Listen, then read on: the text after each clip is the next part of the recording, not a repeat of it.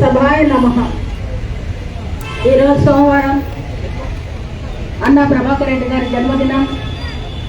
ఆ సదాశివుని యొక్క ఆశీస్సులు ఎల్లవేళలా ఆయనకు పుష్కలంగా లభించాలని చెప్పి కోరుకుంటూ ఈ సభ ఏర్పాటు చేసినందుకు, ఇంతమందిని ఇక్కడికి రావడానికి అవకాశం కలిగినందుకు, ఈ వేడుకను వేదికగా మలిచి ఇంతమందికి ఒక మోటివేషన్ స్పీచ్ అనేది ఇవ్వాలి, స్త్రీ శక్తిని నిరూపించాలి, విద్యార్థుల యొక్క యువశక్తి ఎంతటిది, వాళ్ళ యొక్క ధీశక్తి ఎలాంటిది, దాన్ని ఏ విధంగా మనము ముందుకు తీసుకొని పోవాలి, వాళ్ళని ఏ విధంగా ప్రోత్సహించాలి, అలాగే పారిశుద్ధ్యం అనేది ఎంత అవసరమో. మనము విద్య వైద్యం కావాలని చెప్పేసి ఎప్పుడు చెప్పుకుంటాం అనుకుంటాం, కానీ దానికి ఎంతవరకు మనము సరైనటువంటి అవకాశం ఇస్తున్నాం. నోటితో చెప్పడం వేరే, చేయడం వేరే. ఇప్పుడు ప్రజెంట్ మొట్టమొదట పారిశుద్ధ్య కార్మికుల గురించి చెప్పాలనుకుంటున్నాం. ఎందుకంటే ప్రతి తల్లి ఒక పాటి పిల్లే. అర్థం చేసుకోండి ఎందుకు చెప్తున్నాను అనేది. ఇంట్లో ఉన్నటువంటి స్త్రీలు తమ పిల్లలకి ఇంటిని పరిశుభ్రంగా ఉంచకపోతే ఏమవుతుంది, ఒక్క దినం ఉంచకపోతే ఏమవుతుంది అనేది మీరు ఆలోచన చేయండి. ఎందుకంటే స్త్రీలు ఆ పారిశుద్ధ్య పనులు చేస్తున్నారు కాబట్టి మన జీవితాల్లో ఆరోగ్యంగా మంచిగా జరగడానికి అవకాశం ఉంది. మరి మన ఇంట్లో మనం చేసుకోవడానికే బద్దకిస్తే ఎలాంటి బాధపడతాము. అలాంటిది వీళ్ళు ఊరు వాడే కాలువలు ప్రతి ఒక్కటి వాళ్ళు క్లీన్ చేయాలి. దాంట్లో ఏముందో, ఎలాంటి మురికి ఉందో కూడా వాళ్ళు దాన్ని ఆలోచన చేయరు అసలు. ఎందుకంటే వాళ్ళ డ్యూటీ సార్ అంటున్నారు 1,00,000 రూపాయలు ఇస్తాము కాబట్టి వాళ్ళు చేస్తున్నారు అనేటప్పుడు చాలా మంది ఉన్నారు. సరే, అదే 1,00,000 రూపాయలు తీసుకొనేసి చేయగలిగే వాళ్ళు ఒక నెల రోజులు మేము చేస్తాం, మాకు 1,00,000 రూపాయలు ఇవ్వండి అని ముందుకు వచ్చే వాళ్ళు ఎంతమంది ఉన్నారు? చేతులెత్తండి చూద్దాము. 1,00,000 రూపాయలు మాకు ఇవ్వండి, మేము ఈ పారిశుద్ధ్య పనులు మేము చేస్తాం. ఎందుకంటే డ్రైనేజ్ కాలువల్లో దిగుతాము, పెంట తిప్పలంతా ఎత్తేస్తాము, ఎక్కడుండే మురికిని అంతా తీసుకుపోయి లారీలు చెత్తుతాము, వాటిని అంతా కూడా తోలుకుపోయి ఊరు బయట ఎక్కడో పెట్టేస్తాము. ఎందుకంటే 1,00,000 రూపాయలే కనిపిస్తుంది, కానీ దాని వెనుక వాళ్ళు పడుతుండేటువంటి శ్రమ ఏంటి, వాళ్ళు ఎంత మురికిని ముక్కల ద్వారా గాలి పీల్చుకోవాల్సిందే, వాళ్ళ చేతులతో ముట్టుకోవాల్సిందే, వాళ్ళు ఆ మధ్యలోనే తిరగాల్సిందే. మరి ఇవన్నీ చేస్తూ కూడా వాళ్ళు 1,00,000 రూపాయలు తీసుకుంటున్నారు అంటే 1,00,000 రూపాయలు గొప్ప, వాళ్ళు చేసేటువంటి పని గొప్ప. ఒక్కసారి మనం ఆలోచన చేద్దాం. ఎందుకంటే మీకు చెప్పా, ప్రతి ఒక్క తల్లి కూడా పిల్లలు ముట్టి కడగలేదు అంటే ఒక్కరోజు ఆలోచన చేయండి. బాత్రూములు కడుక్కోలేదు, వంట ఇల్లు క్లీన్గా పెట్టుకోవడం లేదు అంటే ఒక్కసారి ఆలోచన చేయండి. అంటే కేవలం ఇంట్లో వాటిని పరిశుద్ధంగా ఉంచుకోకపోతే బొద్దింకలు, రిండ్లు, వాసన, అసహ్యము, మనం అసలు ఇంట్లో ఉండలేము అసలు. అంటే అంత గొప్ప పని చేస్తున్నది ఒక స్త్రీ. ఆమె చేయకపోతే ఎవరు చేసే వాళ్ళు ఉన్నారు ఇంట్లో? మరి ఆమె చేసేటువంటి పనిని వీళ్ళు బయటకు వచ్చి చేస్తున్నారు, ఇంతమందికి సేవ చేస్తున్నారు, ఇంతమందికి సహాయం చేస్తున్నారు, ఇంతమందికి ఆరోగ్యాన్ని ఇవ్వడానికి, ఇంతమంది ఆరోగ్యంగా ఉండడానికి వాళ్ళు తమ వంతు కృషి చేస్తున్నారు. అంతేకాకుండా మనం ఈరోజు చదువుకున్న వాళ్ళము అనేటువంటి అహంకారం చాలా మంది ఉంది. మేము చదువుకున్నాం, మాకు వైట్ కాలర్ జాబ్సే కావాలా, మేము ఏ పని చేయలేము, మాకు మంచి జాబ్స్ కావాలా. ఎంతమందికి మంచి జాబ్స్ వాళ్ళు కోరుకునే విధంగా వస్తున్నాయి? ఎంతమంది చక్కగా జీవితాన్ని ఏమాత్రం ఇబ్బంది లేకుండా గడుపుతున్నారు? గవర్నమెంట్ జాబ్స్ అంటే ఎంతవరకు ప్రభుత్వం అలాట్ చేయగలుగుతుంది? దానికోసం తగినటువంటి మెరిట్ అనేది శక్తియుక్తులు కానీ స్టామినా కానీ ఎంతమందికి ఉంది? చదువుకున్నంత మాత్రాన, డిగ్రీలు వచ్చినంత మాత్రాన కాదు కదా. కేవలం డిగ్రీలు వచ్చినంత మాత్రాన సరిపోదు. చేతికి డిగ్రీలతో పాటు దానికి సంబంధించినటువంటి ఆలోచన విధానం, దాని మూలతత్వాన్ని కనుక్కోవడం, ఏ విషయమైనా పరిష్కార మార్గాన్ని ఏ విధంగా వెతకాలా, దాని సొల్యూషన్ ఏ విధంగా తీసుకోవాలి, దాన్ని ఏ విధంగా స్మార్ట్గా దాన్ని ఎనలైజ్ చేసుకోవాలి, దాన్ని పూర్తి చేయాలి అనేటువంటి ఒక చాకచక్యం కూడా ఉండాలి. ఇప్పుడు సాయంత్రం ఏది ఏఐ వచ్చింది, కమ్యూనికేషన్ స్కిల్స్ బాగా పెరుగుతాయి. వాళ్ళు ఏదైనా చేయడానికి అనేక రకాలుగా టెక్నికల్ నాలెడ్జ్ పెరుగుతుంది. సరైన పద్ధతిలో దాన్ని యూజ్ చేసుకుంటే ఎంతమంది యూజ్ చేసుకుంటున్నారు? సెల్లులు తీసుకుంటారు, ఏ చెట్ల కిందికి పోతారు, ఏ గుట్ల కిందికి పోతారు, ఏదైనా పనికిమాలినటువంటి చూసుకుంటారు, సొల్లు కాచుకుంటారు, కానీ అనేక రకాలుగా నాశనం అయిపోతున్నారు. దానివల్ల వచ్చే ఉపయోగం ఏంటి? రియల్గా నేను చెప్పాను, నా మన వల్ల కూడా చెప్తాను, సెల్లు చూడద్దు అని నేను చెప్పను. కానీ దాంట్లో ఫిజిక్స్ పరంగా అంటే సైన్స్ పరంగా మీకు ఎలాంటి ఉపయోగాలు ఉన్నాయి చూడు, మ్యాథ్స్ పరంగా ఎలాంటి ఉపయోగాలు ఉన్నాయి చూడు, నీకు మెంటల్ ఎబిలిటీ పెరగడానికి ఎలాంటివి ఉన్నాయి చూడు, వైదిక విజ్ఞానం ఏ విధంగా ఉంది, అబాకస్ ఎలా ఉంది, వాటిని కూడా నువ్వు చూడు. ఏదైనా కానీ ఒక ఇంటెలిజెన్స్ మేకింగ్ అనేది ఉంటుంది.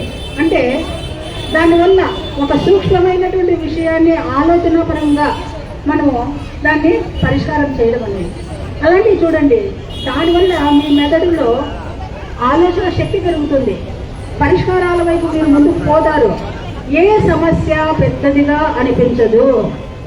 ఏ సమస్యకి ముందుకు వచ్చినా కూడా ఆఫ్టర్ ఆల్ ఇంతే కదా, దీన్ని నేను ఎందుకు చేయలేను, దేనైనా నేను సాధించగలుగుతాను, ఇలాంటి చిన్న సమస్యకు నేను కుంగిపోవడం అనేది అవసరం లేదు అని చెప్పి వాళ్ళు ఆ దిశగా ముందుకు పోవడం జరుగుతుంది. కానీ ఈ కాలంలో ఎట్లుంది, ఒక చిన్న సమస్య, అది ఆర్థికం కావచ్చు, ప్రేమ విఫలం కావచ్చు, ఇంట్లో తల్లిదండ్రులు తిట్టడం కావచ్చు, ఏమి మార్కులు తక్కువ వచ్చినా అని చెప్పేసి కావచ్చు, లేదు తన ఫ్రెండ్కు బైక్ ఉంది నాకు పోనీ లేదనేది కావచ్చు, లేదు వాడు హైదరాబాద్ ఉంటున్నాడు నేను లేను అనేది కావచ్చు. ఇలాంటి చిన్న చిన్న విషయాల్లో కూడా ఆత్మహత్యలు చేసుకునేంత దృష్టికి దిగజారిపోతుంది యువత. మరి యువత అంటే ఏంటి?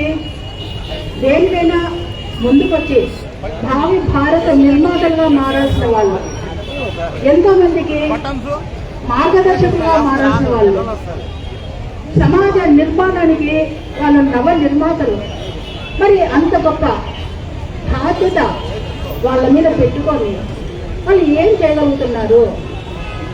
పరీక్షల్లో కాపీలు కొట్టడం, వచ్చినటువంటి లెక్చరర్స్ని బెదిరించడం, అబ్జర్వర్స్ కావచ్చు, ఇన్విజిలేటర్స్ కావచ్చు, వాళ్ళని బెదిరించడం, లేదు డబ్బులు పెట్టి సర్టిఫికెట్లు కొనడం.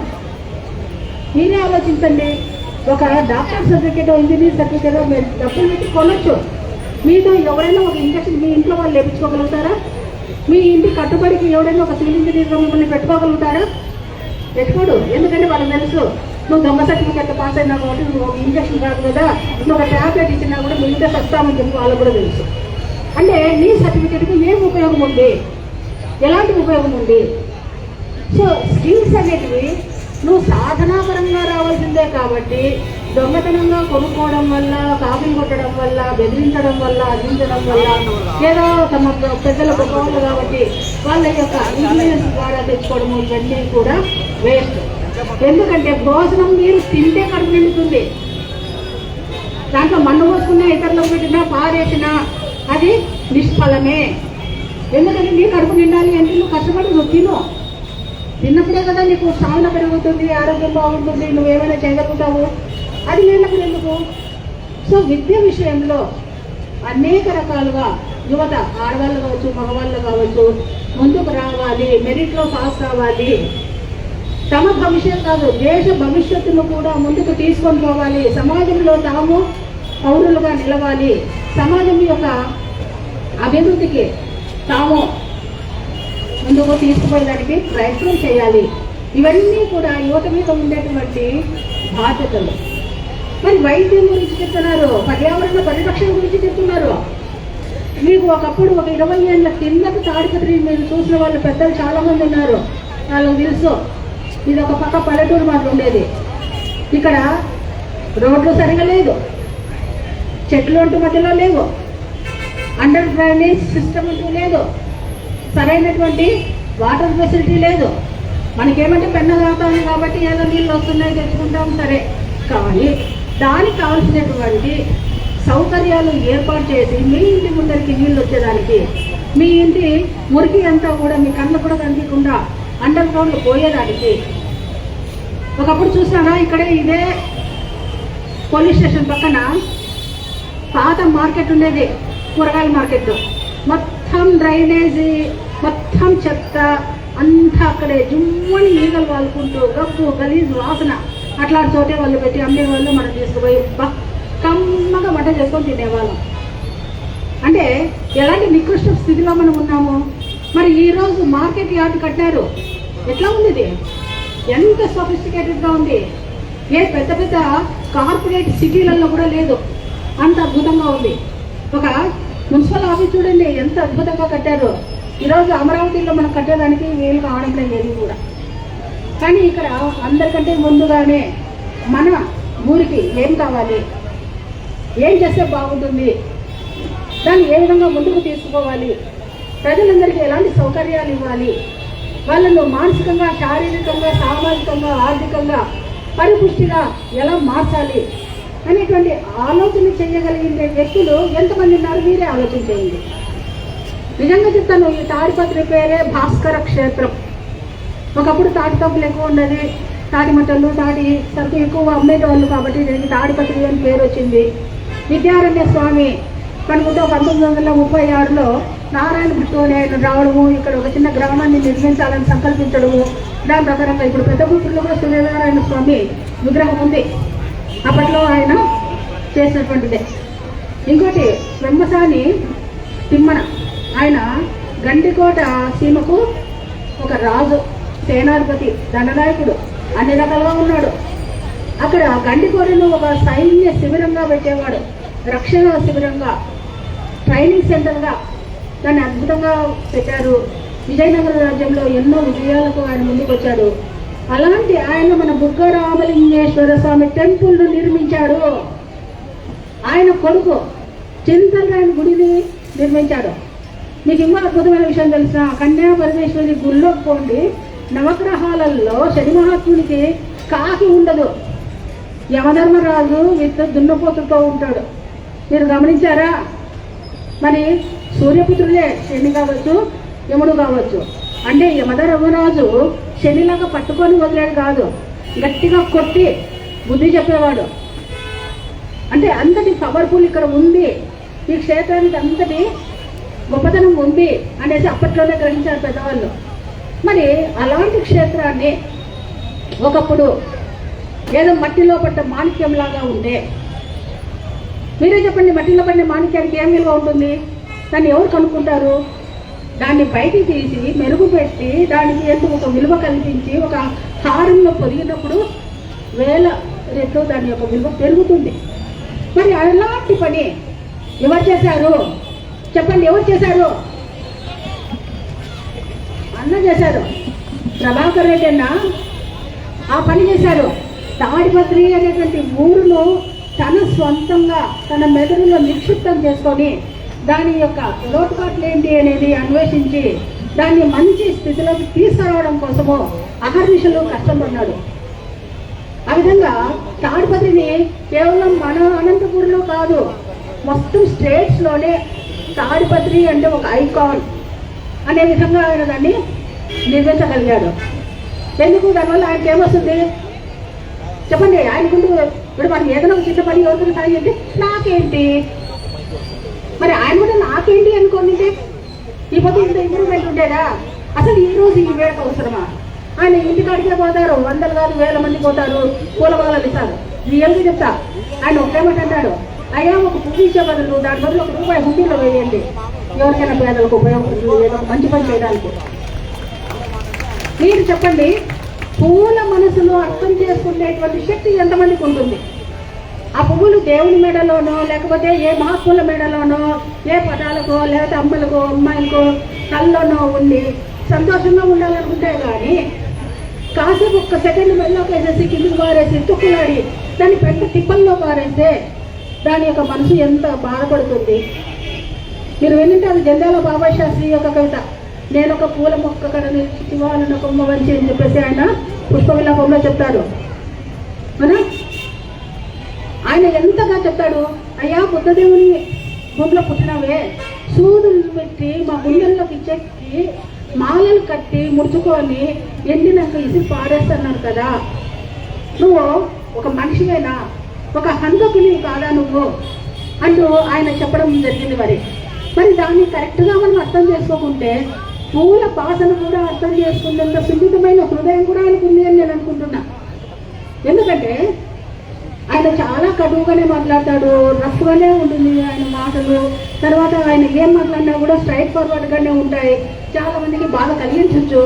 కానీ దాని అడుగున ఉండేటువంటి ఒక వేదన, ఒక బాధ, ఒక అభివృద్ధి కాంక్ష ఏ విధంగా ఉంది, దాన్ని ఎలా పైకి తీసుకొని రావాలా, ఎట్లా ఇంప్లిమెంట్ చేయాలా, ఎలా మనము దాన్ని ఎంత కూడా ప్రజల్లోకి చొచ్చుకొని పోయేట్లుగా, వాళ్ళ గుండెల్లో చొచ్చుకొని పోయేట్లుగా వాళ్ళు ఆ విధమైనటువంటి నిర్ణయాలను, అంటే పాజిటివ్గా సానుకూలంగా ఆ నిర్ణయాలను తీసుకొని ఇంప్లిమెంట్ చేయాలా. వాళ్ళ ఇళ్ళల్లో వాళ్ళు ఇంప్లిమెంట్ చేస్తే చాలు.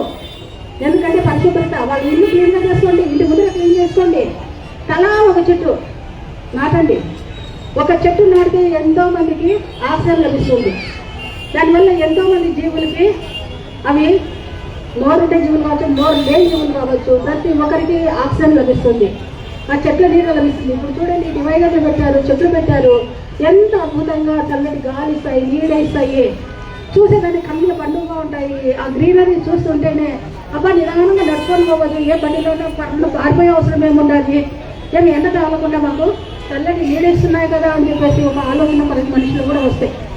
అంటే ఈ విధమైనటువంటి ఆలోచన విధానం వస్తే ప్రతి ఒక్కరూ కూడా కొన్ని ప్రాంతాలలో చెట్లు నాటి ఆడపిల్లకు పెళ్లి అయిన తర్వాత ఆ చెట్లను కానుకగా ఇచ్చేవాళ్ళు, కోసేసి కాదు, దాంట్లో పైన వచ్చే ఆదాయం వాళ్ళు జీవితాంతం అనుభవించడం కోసం.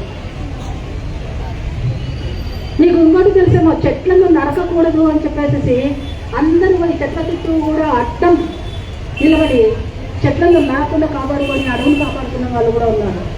వేరు వాళ్ళకి ఏంటి అవసరం అవన్నీ కూడా. మరి మన సొంతం, మన ఇళ్ళల్లో, మన ఇంటి ముందర, మన ఊర్లో ఇలాంటి పని చేయడానికి మనం ఎందుకు వెనుకలు చేస్తున్నాము? కాబట్టి ప్రతి ఒక్కరూ కూడా మా బర్త్డే కావచ్చు, మ్యారేజ్ డే కావచ్చు, మా పిల్లల ఇంటి కావచ్చు, ఏదైనా ఒక శుభ సందర్భాన్ని అనుసరించి ఏదైనా ఒక చెట్టు నాటుదాం, దాన్ని రక్షిస్తాం. ఈ ముందు మనం చెట్టు నాటినంత మాత్రమే మనమే అనుభవిస్తామని లేదు, ఫ్యూచర్లో మన పిల్లలు అనుభవిస్తారు. మీకు ఇంకోటి ముఖ్యమైన విషయం, ప్లాస్టిక్. అయ్యా మీరు ఎక్కడైనా కానీ బయటకు పోయినప్పుడు ఆ ప్లాస్టిక్ అనేది ఆ భూమిని మన జేసీబీతోనో ఏమో పోషించారు, ఎంత ఎత్తు ప్లాస్టిక్ పేరుకుపోయి ఉంటుంది గమనించారా? మనం ఇంట్లో ఒక ప్లాస్టిక్ వస్తువు ఉందంటేనే ఎందుకు వాడుతున్నాం? నీళ్లు తగలకుండా, దాని నుంచి రసం గీసం బయటకు కారిపోకుండా అది సెక్యూర్గా ఉంటుందని వాడుతున్నాం. మరి అలాంటిది వందలు, వేలు, లక్షలు, కోట్ల పేపర్లు నేలలో పడుతున్నాయి, నేలలో కలుస్తున్నాయి, కానీ కరిగిపోవడం లేదు. అవి ఒకదాని మీద ఒకటి, ఒకదాని మీద ఒకటి పేరుకుంటున్నాయి. పేరుకొని భూగర్భ జలాలు అంటే వాన నీళ్లను లోపలికి పోకుండా అడ్డుపడుతూ ఉన్నాయి. మరి వాన నీళ్లు పోకపోతే, భూగర్భ జలాలు పెరగకపోతే ఇంకొక 10 ఏళ్ల తర్వాత మీ పిల్లలకు ఆస్తులు ఇస్తారేమో, తాగడానికి మంచి నీళ్ళు ఇవ్వగలుగుతారా? ఆలోచన చేయండి. మీ పిల్లలు దప్పికతో మరణించే స్టేజ్కి వస్తే అప్పుడు మీ ఆస్తి ఏం చేస్తుంది? ఆలోచన చేయండి. ప్లాస్టిక్ అనేది ఎంత క్రూరమైనది. మనం వైజ్ఞానికంగా ఎంతో అద్భుతాన్ని సాధించినామని మనం అనుకుంటున్నాం, కానీ అది మనల్ని స్లో పాయిజన్ లాగా మనల్నే తింటూ వస్తుంది. ఈరోజు ఒకప్పుడు 40 అడుగులు 50 అడుగులకు నీళ్ళు వచ్చేది, ఈరోజు 100 అడుగులు కాదు 1000 అడుగులు వేస్తే కూడా నీళ్లు పడడం కష్టంగా ఉంది. అట్లంటే రైతులు ఎట్లా బతుకుతారా? అసలు మీకు ఒక పిడికడ కూడ ఎట్లా వస్తుంది? ఒక కుక్కడి నీళ్ళు ఎలా వస్తుంది? ఒకప్పుడు ఎక్కడున్నా కూడా మనం నీళ్ళు కుంటల్లో, నదుల్లో ఎక్కడ పోయినా కూడా హ్యాపీగా తాగేవాళ్ళం. ఈ పొద్దు తాగవను, మామూలు నీళ్ళు హోటల్లో పెట్టి నీళ్ళు తాగే కూడా భయమయ్యి మాకు మినరల్ వాటర్ ఇవ్వండి అంటే మనము మినరల్ వాటర్ లేకుండా నీటిని కూడా తాగలేనటువంటి ఒక దుస్థితిలో మనం ఉన్నాం. కారణం ఏంటి? కెమికల్స్. మరి మినరల్ వాటర్లో కెమికల్స్ వాడకుండానే శుద్ధమవుతున్నాయా? మినరల్ వాటర్లో మనం దాంట్లో ఆ మురికంతా పోవడం కోసము క్లీనింగ్ ఏజెంట్స్ను వాడాల్సిందే, అవి మనకు అడుగులోకి కూడా పోతాయి. మరి అది శుద్ధమైనటువంటివా? మరి ఇవన్నీ ఎందుకు జరుగుతున్నాయి? నీళ్ళను కూడా కొనే పరిస్థితి మనకి ఎందుకు వచ్చింది అంటే ఇప్పటికే నీళ్లు తక్కువైపోయినాయి. 100 అడుగులు కాదు 1000 అడుగుల్లో నీళ్లు ఇక్కడ కష్టమైపోయింది. అట్లయిపోయి ఎక్కడో ఒక చోట నీళ్లు పడినాయంటే ఆ నీళ్ళని తెచ్చి దానిలో కొంచెం ఏదో కొంచెము క్లీనింగ్ చేసేసి అమ్మడం అనేది తయారైపోయింది. మరి ఇంకా కొన్నాళ్ళకు 1000 అడుగులు లోతుకు పోయిన నీళ్ళని ఎవరు పైకి తీస్తారు? మీ పిల్లలకు నీళ్ళు ఎక్కడి నుంచి వస్తాయి తాగడానికి? మీరే చెప్పండి. కొన్ని ఆకాశంలో ఉండేటువంటి నీటి ఆవిరిని మీరు ఫిల్టర్ చేసుకునేసి నీటిని పట్టుకునే యోగ్యత ఉందా? లేదు వర్షం నీటిని బాగా పెద్ద ట్యాంకులు కట్టేసి దాన్ని నిండా నింపుకొని దాన్నే మాటికి రీసైక్లింగ్ చేస్తూ తాగలుగుతారా? ఎందుకంటే అంతరిక్షంలో పోయిన వాళ్ళు అక్కడ నీళ్ళు చిక్కబట్టి వాళ్ళ ప్రతి ఒక్కటి కూడా అర్థమైందా? వాళ్ళు తాగాలంటే వాళ్ళ ఒంటికి కూడాను రీసైక్లింగ్ చేసుకొని అవే తాగాల్సి వస్తుంది. మరి అలాంటి స్థితి మనకు కూడా రావాలనా? అంటే ప్రతి ఒక్కటి అన్న ఏదైతే ప్రశ్న రూపంలో పెట్టాడో ప్రతిదానికి ఒక అర్థం అంటూ ఉంది, ఒక పరమార్థం అంటూ ఉంది. దాని అడుగున కొన్ని ఏళ్ల తర్వాత దీని భవిష్యత్తు, ఈ ఊరు భవిష్యత్తు, దేశ భవిష్యత్తు ఏ విధంగా నాశనం అవుతుంది అనేటువంటి ఒక తపన ఉంది.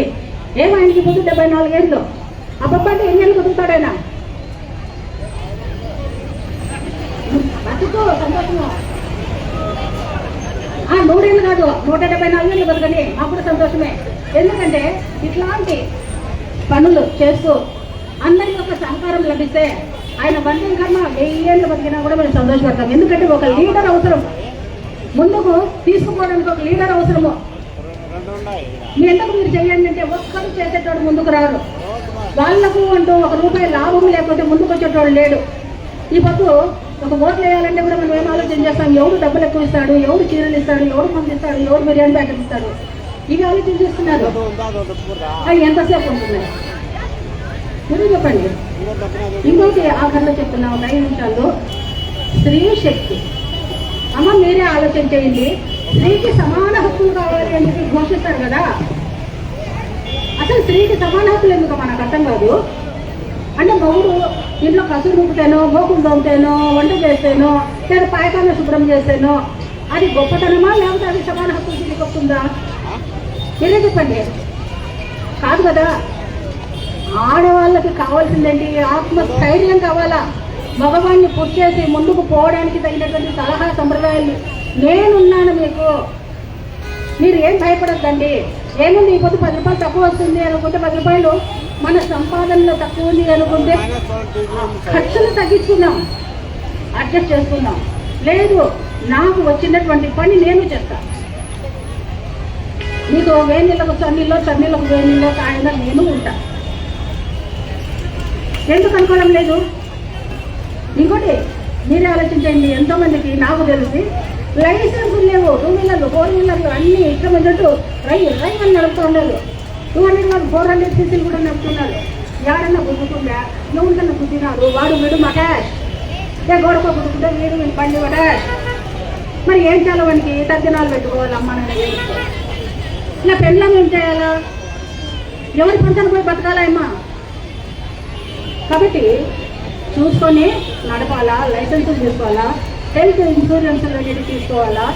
కానీ ఎల్ఐసీల్లో కూడాను ఏదైతే ఉపయోగమైనాయో ఫ్యూచర్లో దాని గురించి ఆలోచన చేయాలా, సరైనటువంటి అవగాహన తెచ్చుకోవాలా, దాని పట్ల ముందుకు వచ్చేదానికి ప్రయత్నం చేయాలా. స్త్రీ అంటే కేవలము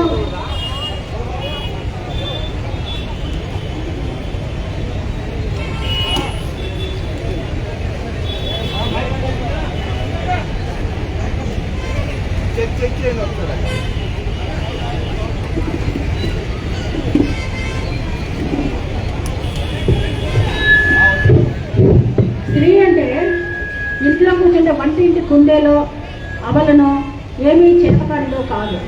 నిజంగా చెప్పాలంటే మగవాళ్ళ కంటే ధైర్యంలో, సాహసంలో, కష్టాలను ఎదుర్కోవడంలో, సమస్యల పరిష్కారంలో ప్రతి ఒక్క దాంట్లో కూడా స్త్రీ ముందుగా ఉంటుంది. మీరు మీ మనసులో ఒక్కసారి ఆలోచన చేసుకోండి బాగా. ఒక స్త్రీ చనిపోయిందంటే భర్త ఎంతకాలం బతుకుతున్నాడు? ఒక వారం రోజులు ఇంట్లో ఆడేమో లేకపోతే ఇంట్లో ఎన్ని కష్టాలు పడతారు పిల్లలు పెద్దలు ప్రతి ఒక్కరు ఏ విధమైనటువంటి ఇబ్బందులు పడుతున్నారు. ఎవరి కళ్ళకు సాల్వేషన్ ఇస్తారు? అదే భర్త చనిపోతే ఈ భార్య ధైర్యంగా నిలబడి పిల్లలను చూసుకుంటుంది, పెద్దలను చూసుకుంటుంది, జీవితాన్ని ఇస్తుంది. మరి ఎవరు గొప్ప? మరి సమానం ఏంటి? సమానం కంటే హెచ్చుగా ఉండేటువంటి హక్కులు, అధికారాలు, బాధ్యతలు అన్నీ పెట్టుకొని స్త్రీని తక్కువగా ఎందుకు ఆలోచన చేసుకోవాలి? కానీ కుటుంబంలో స్త్రీ పాత్ర ఎక్కువ. ప్రతి ఒక్కటి వాళ్ళు చేతనైనంత వరకు మంచిగా ప్రవర్తించి అందరి పట్ల ఆ ప్రేమ, ఆప్యాయత, బంధనాలు పెంచుకుంటే ఇంట్లో ఎలాంటి గొడవలు ఉండవు, ఆరోగ్యంగా ఉంటారు, సంస్కారవంతంగా పెరుగుతారు. ఇలాంటి మద్యమాంసాలకు లేదా మాదక ద్రవ్యాలకు అలవాటు పడిపోరు. ఆడపిల్లలు పబ్బులు బార్లు అవి ఎదుర్కొని వాళ్ళు నాశనమైపోరు. సో వీటన్నిటికీ భద్రత ఎవరి నుంచి వస్తుంది? ఒక తల్లి ద్వారా వస్తుంది. కాబట్టి స్త్రీని తక్కువగా అంచనా వేయొద్దండి. ఎవరు కూడా స్త్రీకి తగినటువంటి ప్రేమ, అభిమానాలు, కేవలం అలాగే ప్రేమ, అభిమానాలే వాటిని పంచండి మనస్ఫూర్తిగా. దానివల్ల మీ కుటుంబం అష్టైశ్వర్యాలతో తెలుసుకోవడానికి ఆమె లక్ష్మీదేవిగా మీకు ఇంట్లో ఉంటుంది. దేవి ఈ అవకాశం ఇచ్చినటువంటి అన్నగారికి, ఉన్న మీ అందరికీ కూడా నా ధన్యవాదాలు. అమ్మా కృతజ్ఞతలమ్మ. యశోదాదేవి గారి మనం ఎన్నో ఉదాహరణలతో ఆమె ప్రసంగాన్ని మనకందరికి తెలియజేశారు. అమ్మా మోటివేట్ స్పీకర్స్ మాట్లాడతారు, కానీ అవి చేతల్లో చూపించే ఒక కఠిన నిర్ణయాలు తీసుకునే నాయకుడు మాత్రం ప్రతి ఊరికి అవసరం. ఆయనే మన జేసీ ప్రభాకర్ రెడ్డి గారు. అది ఎన్నోసార్లు నిరూపించుకున్నాము. ఇక మన ముఖ్య అతిథి బర్రెలమ్మ గారు తమ అమూల్యమైన ప్రసంగాన్ని చెప్పవలసిందిగా కోరుకుంటూ, అమ్మ బర్రెలమ్మ గారు మాట్లాడండి ప్లీజ్. ముందుగా అందరికీ ఇక్కడికి విచ్చేసిన మహిళా మహారాణులందరికీ నా యొక్క నమస్కారాలు. జన్మదిన శుభాకాంక్షలు జేసీ సార్. నేను ఫోన్ చూసుకుంటూ చెప్పుదా, ఎందుకు అంటే నిన్న సాయంత్రం వచ్చినప్పుడు జేసీ సార్కి సంబంధించిన వాళ్ళందరూ ఇక్కడ ఉన్నారు కదా, సార్ గురించి నేను కొన్ని గొప్ప విషయాలు తెలుసుకున్నా. అట్లనే ఇక్కడ ఉన్న మహిళల గురించి కూడా కొన్ని గొప్ప విషయాలు తెలుసుకున్నా. వాటన్నింటినీ కూడా నిన్న నైట్ అంతా కష్టపడి నోట్ చేసుకున్నా. చూడకుండా చెప్తా, బట్ ఏదన్నా ఒక చిన్న విషయాన్ని మిస్ చేస్తే నేను చాలా ఫీల్ అవుతా, మీ గురించి ఒక గొప్ప విషయాన్ని మిస్ చేసిన అని చెప్పేసి. అందుకోసం నేను నోట్ చేసుకున్నా, చెప్తా. సార్ ఫస్ట్ నేను ఎక్స్పెక్ట్ చేయలేదు ఇంతమంది మహిళలు వస్తారని. ఈ రోజుల్లో చాలా మందిని బయటకు వెళ్ళకు, నువ్వు సేఫ్టీ లేదు, ఎందుకు వెళ్తున్నావు, ఎక్కడికి వెళ్తున్నావు, ప్రతిదీ జడ్జ్ చేస్తూనే ఉంటారు. అవునా లేదా? ఇంట్లో మీ ఇంట్లో మ్యారేజ్ కాకముందు పేరెంట్స్ పంపించరు బయటకి, అమ్మ నేను బయటకు వెళ్తా, వద్దు భయం, ఎందుకంటే బయట రోజులు మంచిగా లేవు, బయటకు వెళ్ళొద్దు. పెళ్ళైన తర్వాత హస్బెండ్ పంపిస్తాడా? పంపడు. కనీసం పెళ్లి చేసుకోవడానికి ఒక క్వాలిఫికేషన్ కావాలి అమ్మాయికి. డిగ్రీ చేసి ఉండాలి, పీజీ చేసి ఉండాలి, అవసరమైతే పిహెచ్డి, బీఈడి చేసి ఉండాలి. ఇవన్నీ చేసి వైఫ్ ఇంట్లో ఏం చేయాలి చెప్పండి గట్టిగా? గిన్నెలు కడగాలి, పిల్లల ముట్టి కడగాలి, అవునా? అత్తమామని చూసుకోవాలి. ఇవన్నీ చేయడానికి ఒక డిగ్రీ క్వాలిఫికేషన్ కావాలి, బీఈడి కావాలి, పీజీ కావాలి, పిహెచ్డి కావాలి. అంటే జాబ్ చేయొద్దా అమ్మాయి? కొంతమంది హస్బెండ్స్, కొంతమంది పేరెంట్స్ జాబ్ చేయడానికి పంపిస్తున్నారు, కానీ కొంతమంది పంపించట్లేదు. ఎందుకు, నీకు జాబ్ అవసరమా? ఇలాంటి మాటలు కూడా మాట్లాడుతున్నారు. ఇల్లాలు అంటే ఇంటికి మాత్రమే పరిమితం కాదు, అవునా కాదా? ఒక ఆడపిల్ల చదువుకుంటే ఊరు మాత్రమే కాదు, సమాజం కూడా మారుతుంది. ఒకప్పుడు ఆడపిల్లలకు చదువు అవసరమా? అవసరం లేదు. వంట నేర్పించు చాలు, ఒక మంచి అయ్య చేతిలో పెడితే కష్టమో సుఖమో పని చేసుకుంటారు, బతుకుతారు అని ఒకప్పుడు ఆలోచించే వాళ్ళు. ఇప్పుడు ఆలోచిస్తురా అట్లా? నా బిడ్డ చదువుకోవాలి, నేను కూలీనాలి చేస్తా, అయినా సరే నా బిడ్డ చదువుకోవాలి. బాయ్స్ తో సమానంగా చదివిస్తున్నారా లేదా? ఇప్పుడు అవసరమైతే ఇంకా అమ్మాయిల్ని ఒక మెట్టు ఎక్కువ చదివిస్తున్నారు. అంత మారింది సమాజం, అవునా కాదా? మీరు కొంచెం నాకు చెప్తే నేను ఇంకా ఊపొస్తుందబ్బా, అవునా కాదా? సో అదన్నమాట. నాది తెలంగాణ, మీ అందరికీ తెలుసు, నా పేరు బర్రెలక్క. ఫస్ట్ నా ఒరిజినల్ పేరు వచ్చేసి కర్ణే శిరీష.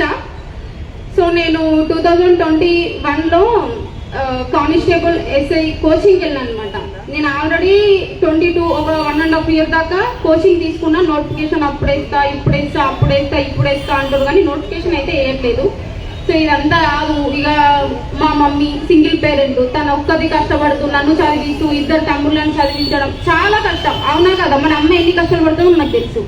ఇంట్లో పనులు చూసుకుంటూ కూలిపోయి మమ్మల్ని చదివించడం చాలా కష్టం. సో నేను మమ్మీ పైన డిపెండ్ అవ్వకూడదు అని చెప్పేసి హైదరాబాద్ వెళ్ళినా బయట జాబ్ చేసేదాన్ని, క్యాటరింగ్కి వెళ్ళేదాన్ని. వీకెండ్లో ఉంటాయి కదా జాబ్స్, అట్లా వెళ్ళి నా హాస్టల్ ఫీజు నేను కట్టుకొని, నా కోచింగ్ ఫీజు నేను కట్టుకొని కోచింగ్ కంప్లీట్ అయిపోతున్నా కానీ నోటిఫికేషన్స్ రావట్లేదు.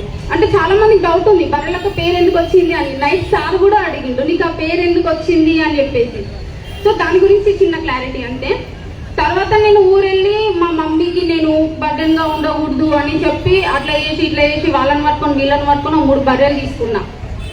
బర్రెలు తీసుకొని బర్రెలు కాస్తున్నా. సో నేను రియాలిటీ చెప్పిన, చెలకాడికి పోయినా కూర్చున్నా అన్నారే, నేను ఇంత చదివింది బర్రెలు కాయడానిక అంటే ఇప్పుడు కొంచెం అరే అదొక బిజినెస్ అనే ఆలోచన లేకున్నది. నేను చదివింది జాబ్ తెచ్చుకోవడానికి, కానీ బర్రెలు ఎందుకు కాస్తున్నాను ఒక ఆలోచనలో నేను అదే వీడియో రూపంలో బయటకు తీసిన అనమాట. నేను నోటిఫికేషన్స్ రావట్లేదు, నేను డిగ్రీ చదివినా, అందుకే మా మమ్మీని అడిగి బర్రెలు తెచ్చుకున్నా, ఈ బర్రెల్ని కాస్తున్నా, రోజుకి 300 వస్తాయి అని చెప్పేసి ఒక వీడియో చేసిన. హైలైట్గా అది బాగా వైరల్ అయింది. నేను ఎక్స్పెక్ట్ చేయలేదు అంత వైరల్ అవుతుందని కూడా.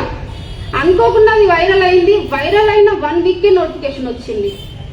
సో మీరు కూడా ఏదైనా ధైర్యంగా మాట్లాడండి, గట్టిగా మాట్లాడండి. మనం మాట్లాడే మాటలు నిజం ఉంటే ఎవ్వరికి భయపడాల్సిన అవసరం లేదు. ఇంక్లూడ్ నేను ఒక అమ్మాయిని అయి ఉండి కొల్లాపూర్లో నామినేషన్ వేసినప్పుడు నన్ను ఎంత టార్చర్ చేసిరంటే అంత టార్చర్ చేసిరు. మ్యాక్సిమం ఆ టైంలో మా మమ్మీ మా హస్బెండ్ అప్పటికి ఇంట్లో సెట్ అయిందనమాట, మ్యారేజ్ చేసుకోవాలని చెప్పేసి. సో అవన్నీ భరించుకుంటూ వాళ్ళందరూ నాకు బాగా సపోర్ట్గా ఉన్నారు. అయినా నేను అట్లా చేసి ఇట్లా చేసి కష్టపడి 6,000 ఓట్లు సంపాదించిన. నేను 6,000 వజ్రాలుగా భావిస్తా ఆ 6,000 ఓట్లని. ఎందుకంటే నేను ఒక రూపాయి పంచలేదు, ఒకరికి మందు పోపియలేదు, ఏం చేయలేదు. ఒకటే చెప్పిన, నాకు ఓటేయండి, నేను నిజాయితీగా మంచి చేయడానికి వచ్చినా అని చెప్పిన. కానీ నా అదృష్టం వల్ల 60,000 ఓట్లు వచ్చినాయి, పర్లేదు. ఇదనమాట. మామూలుగా జేసీ సార్ గురించి కూడా నేను నిన్న కనుక్కున్నా. నిన్న సాయంత్రం వచ్చిన, సరే చూద్దాం పదా మన జేసీ సార్ ఎట్లా డెవలప్ చేసిరు. తాడిపత్రి గురించి నేను చాలా న్యూస్లో చూసిన, సార్ వీడియోస్ చూస్తూనే ఉంటాను నేను. సార్కి నేను కూడా ఒక మంచి ఫ్యాన్ అనమాట. సో వీడియోస్ చూస్తూ ఉంటా. తాడిపత్రి చూద్దాం పదా అని పోయినా, నిజంగా సీసీ కెమెరాలు కానివ్వండి, రోడ్లు కానివ్వండి చాలా బాగున్నాయి. సార్ గురించి ప్రతి ఒక్కరు కూడా సారా అసలు సార్ కాదు అసలు మా దేవుడు అని చెప్పేసరికి నేను షాక్ అయినా. సో ప్రతి ఒక్కరు కూడా సార్ గురించి చాలా బాగా చెప్పారు. నేను చూస్తున్నటువంటి గొప్ప వ్యక్తి సార్. అసలు సార్ వాళ్ళ ఇంటికి కూడా పోయినా చాలా బాగా రిసీవ్ చేసుకున్నారు, చాలా బాగా మాట్లాడారు. ఒక 1 hour మాట్లాడినా నన్ను నేనే మర్చిపోయినా. ఏదో చేసేద్దాం, ఇక ఈ రోజే చేసేద్దాం అన్నంత ఊపొస్తుంది అనమాట. నైట్ అంత బాగా మోటివేట్ చేసింది సారు. నిజంగా చాలా సంతోషంగా అనిపించింది. మిగతా నియోజకవర్గాలతో పోల్చుకుంటే తాడిపత్రి నియోజకవర్గం బెటర్ కాదు, అంతకు మించి. నిజంగా మున్సిపాలిటీ వాళ్ళ గురించి చెప్పాలి అనుకుంటే భూదేవికి ఎంత ఓపిక ఉందో అంతకు మించి వీళ్ళకు ఓపిక ఉంది. ఎందుకంటే మన ఇంట్లో మామూలుగా పిల్లలు ఉంటారు, చిన్నపిల్లలు. నాకు ఒక పాప 9 months. ఆమెకి పావులు అవి ఇవి ఇస్తే అన్ని తీసి అక్కడిక్కడ పడేస్తుంది. అక్కడ ఉరుకుతుంది, ఇక్కడ ఉరుకుతుంది, పేపర్లు గుంజుతుంది, బుక్స్ పడేస్తుంది, బట్టలు పడేస్తుంది. యాష్టకు వస్తుంది. అబ్బా ఈ పిల్లలు పట్టలేకపోతున్నారా నాయన, ఇది చదివి నాకు యాష్టకు వస్తుందని మా ఆయనతో అప్పుడప్పుడు గొడవ పడుతున్నాను. నేను ఒకదాన్ని చూసుకోవాలా, నాతో అయితలేదు. పిల్లలు చూసుకున్నాడు, సామాన్ కూడా ఎట్లా పడేసింది అంటే, అరే పాపంలే ఫస్ట్ పాప కదా బాగా ఇబ్బంది పడుతుందని ఆయన కూడా హెల్ప్ చేస్తాడు. మనం ఒక రోజు మన ఇల్లు చదువుకోవడానికి అంత ఇబ్బంది అవుతుంటే పొద్దున 4 గంటలకు లేస్తారు వాళ్ళు. నేను చూస్తా కదా, మా ఊర్లో కూడా ఉంటారు. 4 గంటలకు లేచి ఎండ లేదు వాన లేదు, ఏమొచ్చినా వరద వచ్చినా వాన వచ్చినా వాళ్ళ పని మాత్రం వాళ్ళు చేయాలి. అమ్మ మీరంతా నిజంగా చాలా గ్రేట్ అమ్మా. మేము ఇంట్లో చదువుకోవడానికే చాలా యాష్టకు వస్తుంది నాకు. అలాంటిది మీరు పొద్దున లేచి ఎండ వాన ఏది అనేది లేకుండా, అలసట అనేది లేకుండా మొత్తం నీట్గా ఉంచుతారు. అసలు నిజంగా మనం పనులు కూడా మనం చేసుకోవాలి. ఎగ్జాంపుల్ మనం రోడ్ మీద పోతుంటాం, ఆకలి అవుతుంది, అబ్బా ఏదో బిస్కెట్ ప్యాకెట్ తీసుకొని తిందామా అని అనిపిస్తుంది. బిస్కెట్ ప్యాకెట్ తీసుకొని తిని దాన్ని అక్కడ ఒక 10 అడుగుల దూరంలో చెత్త డబ్బా ఉంటది, వేస్తామా? అక్కడిక్కడ చూస్తాం, ఎవరు చూసలేరు, తీయడ పడేద్దాం, రేపు మున్సిపాలిటీలు వచ్చి ఊరుస్తారు, మనకేం అవసరం, పడేస్తామా లేదా? ఎగ్జాంపుల్ బస్సులో పోతుంటాం, వాటర్ బాటిల్ తాగుతాం, తీసి ఎవరు చూడకుంటే తిరిగి దొప్పేస్తాం, చాక్లెట్ తింటాం. సో అట్లా చేయకుండా వాటన్నింటినీ చెత్త డబ్బాలో వేయండి. నిజం చెప్పాలంటే నాకు చెట్లు నాటడం అంటే చాలా ఇష్టం, బట్ మాకు ల్యాండ్ లేదు, చాలా తక్కువ ఉంది. నేను మామూలుగా నాకు ఎక్కువ ల్యాండ్ ఉంటే మొత్తం చెట్లను నాటేసేదాన్నేమో, అయినా కానీ మాకున్న ఇంటి దగ్గర కొంచెం ప్లేస్లో కూడా ఎప్పుడు చెట్లు నాటుతూనే ఉంటాం. వానకాలం వచ్చిందంటే ఏం చెట్లు నాటాలా, ఉసిరి చెట్లు నాటాలా, మామూలుగా కానుగ చెట్లు నాటాలా, వేప చెట్లు నాటాలా, మా ఇంటికాడ కూడా చాలా చెట్లు నాటుతూ ఉంటా. ఇప్పుడు మామూలుగా బాగా వేడి అనిపించింది అనుకో, అబ్బాయి చుట్టుపక్కల ఏదన్నా పార్క్ ఉందా సెర్చ్ చేస్తాం గూగుల్లో, ఈ పార్కు చల్లగా ఉంటుందంట, వెళ్దామా? ఫ్యామిలీ తీసుకొని కారో బైకో తీసుకొని పార్కుకి పోతాం. అంత అవసరం ఏముంది మనకి? అదే మన ఇంటి దగ్గర తాటి చెట్టు, బాదం చెట్టు, ఇలాంటి చెట్లు నాటుకుంటే మన ఇంటి దగ్గరే చెట్టు కింద మంచం వేసుకొని సాయంత్రం పూట ఏదైనా స్నాక్స్ తీసుకొని మన ఫ్యామిలీ దగ్గర చెట్టు కింద కూర్చొని తింటే ఎంత బాగుంటుంది. పార్కుకి వెళ్ళాల్సిన అవసరమా? లేదు కదా. సో ఇంటికాడ చెట్లు నాటుకోండి. సార్ చెప్పినట్టుగా అంత గొప్ప వ్యక్తి అయినా కానీ సార్ ఏమన్నా చెత్త ఉంటే తనే క్లీన్ చేస్తాడంట. సో నేను అక్కడ కనుక్కుంటే చెప్పిండు. అంత గొప్ప వ్యక్తి క్లీన్ చేసినప్పుడు మనం క్లీన్ చేయడంలో తప్పు లేదు కదా. సో ఎక్కడైనా చెత్త కనిపించినా సో అలా తీసేయండి. మ్యాక్సిమం బర్త్డేస్, మ్యారేజ్ అక్క చెప్పింది, సరే నా ఆలోచన మీరు చెప్పారు, థ్యాంక్స్. బర్త్డేస్, మ్యారేజెస్ ఉన్నప్పుడు చెట్లు నాటండి. ఇంట్లో 5 మంది ఉంటారు, 1 ఇయర్కి 5 బర్త్డేలు, 5 చెట్లు నాటుకోండి. వెడ్డింగ్ యానివర్సరీ 1 చెట్టు నాటండి. సో ఇట్లా చెట్లు నాటడం వల్ల సమాజాన్నే కాదు మన ఇంటిని కూడా మనం మంచిగా చూసుకోవచ్చు. సో నేను ఇంకా ఏంటి అని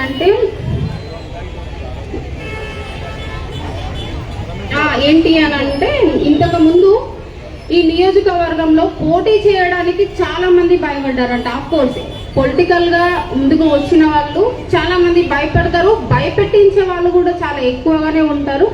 అలాంటి క్రిటికల్ సిచ్యువేషన్ లో కూడా మహిళలందరూ కూడా సార్ కి సపోర్ట్ చేసి నిలబడి గెలిచిరు కదా. మీ అందరికీ కూడా నా సెల్యూట్. నిజంగా మీకు చాలా గ్రేట్ అమ్మా. అమ్మాయి తలుచుకుంటే చేయలేనిది అంటూ ఏదీ లేదు. ధైర్యంగా ఉండండి. మీరు చేసే పని కరెక్ట్ అయినప్పుడు ఎవరికి భయపడాల్సిన అవసరం లేదు. ధైర్యంగా చేయండి, ఓపికగా చేయండి, ఖచ్చితంగా సక్సెస్ అవుతారు. ఇంకొక విషయం ఏంటి అని అంటే ఫ్రూట్స్, పూలు అమ్ముకునే వాళ్ళు కూడా 5 రూపాయల మిత్తి, 6 రూపాయల మిత్తి, 10 రూపాయల మిత్తికి డబ్బులు తెచ్చుకొని ఇబ్బంది పడుతున్నారంట. వాళ్ళు చాలా మంది అప్పులు కట్టలేక ఫ్యామిలీ మొత్తం స్ట్రగుల్ అవుతుంది. సో అలాంటి వాళ్ళ కోసం సార్ కూడా ఒక మంచి తక్కువ మిత్తికి డబ్బులు ఇప్పించే ప్రాసెస్ కూడా చేస్తున్నారని చెప్పేసి విన్నా. చాలా గ్రేట్. మీరందరూ కూడా ఇట్లనే మంచి పనులు చేయండి. సార్ మీ వెనక ఉంటాడు, ఖచ్చితంగా మీకు సార్ హెల్ప్ చేస్తాడు. ఇంత మంచి అవకాశాన్ని ఇచ్చినందుకు చాలా థ్యాంక్ యూ. నేను సార్ వీడియోస్ చూసిన, సార్ని కలవాలి అని చాలా డేస్ నుంచి ట్రై చేస్తున్నా. కానీ ఏదైనా ఒక రోజు స్పెషల్ డే రోజు కలిస్తే సార్ని కలిసినట్టు ఉంటుంది, నీతో కొంచెం మాట్లాడినట్టు ఉంటుంది అని చెప్పేసి సార్ది ఈరోజు బర్త్డే అని చెప్పేసి నేను నిన్న వచ్చిన. మిమ్మల్ని అందరినీ కలుసుకోవడం నిజంగా చాలా సంతోషంగా ఉంది. మీరు ఎవరికి భయపడకండి, ధైర్యంగా ఏ పనైనా చేయండి, ఖచ్చితంగా సక్సెస్ అవుతారు. Thank you.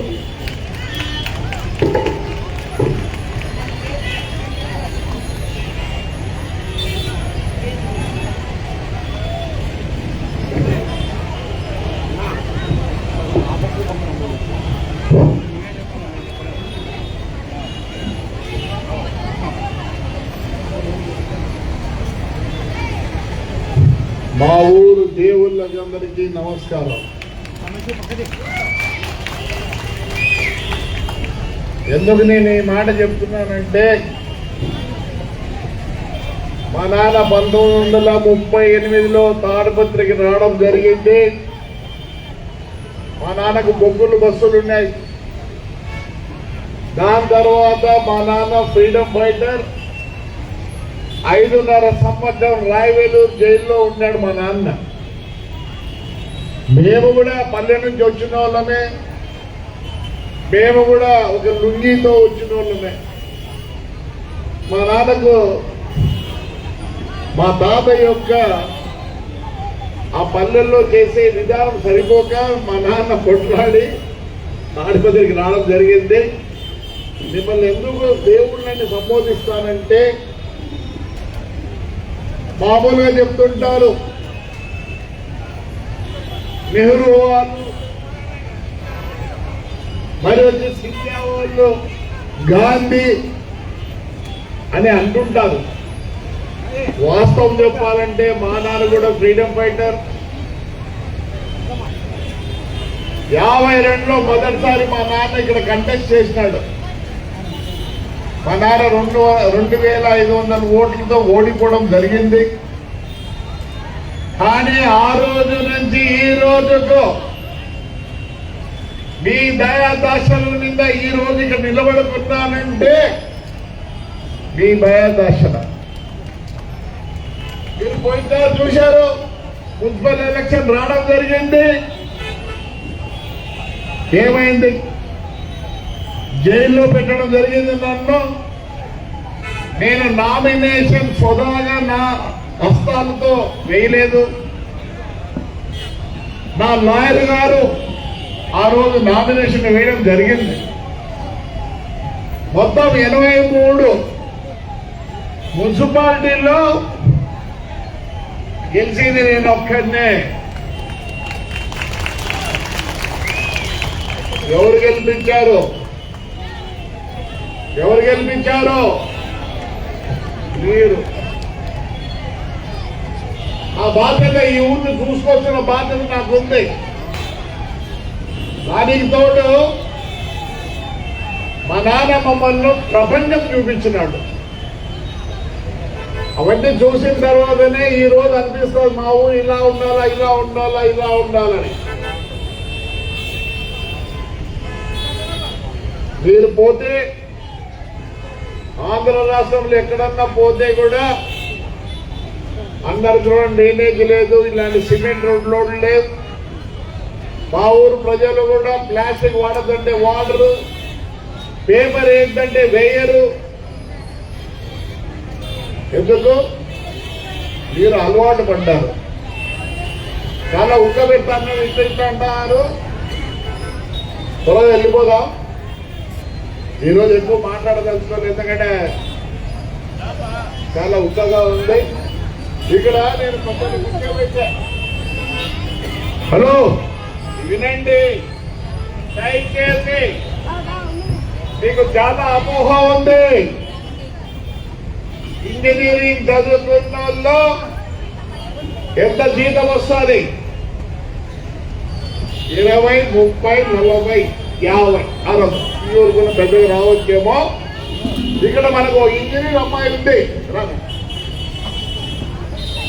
ఇక్కడ మన ఇంజనీర్ అమ్మాయి ఉంది.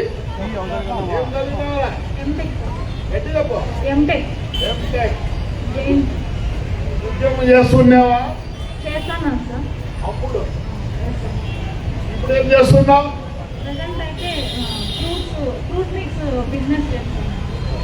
నీకు జీతం ఎంత వస్తుంది? ఇంకా ఎంటెక్ చదివిన తర్వాత ఉద్యోగంలో? నాకు 30,000. 30,000 వస్తానండి. ఈరోజు నిజంగా చెప్తే ఎంత వస్తుందో? 13.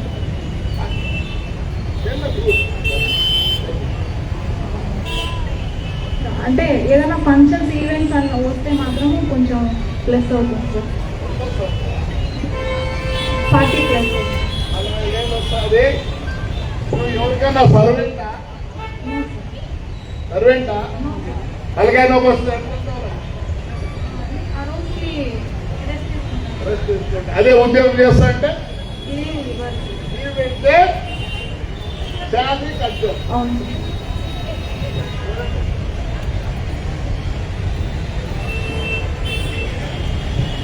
మా కమిషనర్ గారు ఉన్నారా? కమిషనర్ సరే నిన్నేమంటారు? సర్వెంట్ అంటారు. కమిషనర్ ఏమంటారు కదా? సర్వెంట్.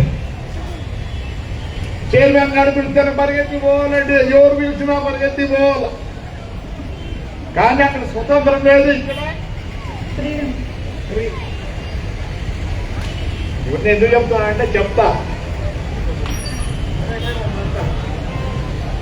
మీ పేరు అన్నారు నరసింహులు. నరసింహులు, నువ్వు ఎప్పుడు చేసినావురా? 1983లో చేశాను. 1983. అప్పుడు నీ జీతం ఎంత నాయన? 4600. 425. వేలట. అప్పుడు జీతము 4500. 425 రా. 4000 నీకు చిన్న పెట్టాలి. 425 నెలకి. దాని తర్వాత 31/5/25లో రిటైర్డ్ అయినావా? రిటైర్డ్ అయినప్పుడు నీ జీతం ఎంత నెలకు? 1,11,000.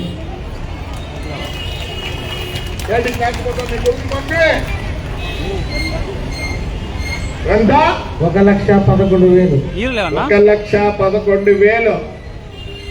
రిటైర్డ్ అయినాక నీకు పెన్షన్ ఎంత వస్తుంది? నెల 40,000 వస్తాయి. నెల 40,000. 40,000 వస్తుంది. ఎంత? 40,000. నువ్వు రిటైర్డ్ అయిన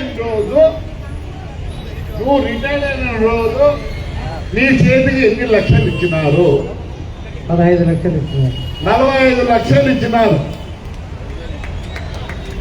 ల్యాబ్స్ కొట్టదండి. పిల్లలు పంపిండి.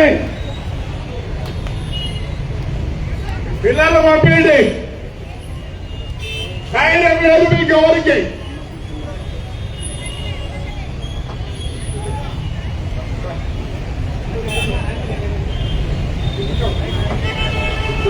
చెప్తాడే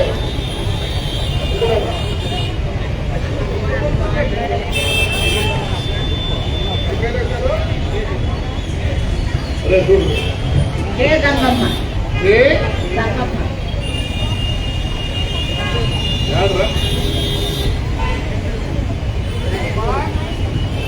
గంగమ్మ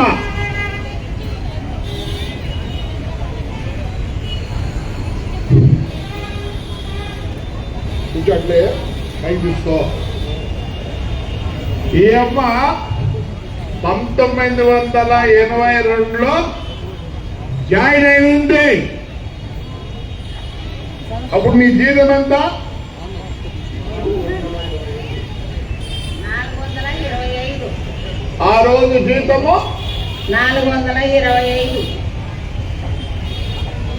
ఆ అమ్మ 31/12/2025 రిటైర్డ్ అవుతుంది. ఇప్పుడు నీ జీతం ఎంత? 1,00,000. ఎంత జీతము? 1,00,000.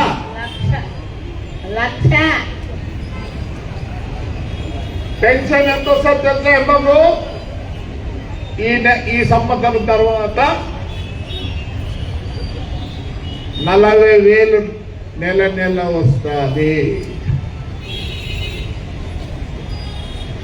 రిటైర్డ్ అయిన రోజు అంటే 31/12/2025 రిటైర్డ్ అవుతుంది.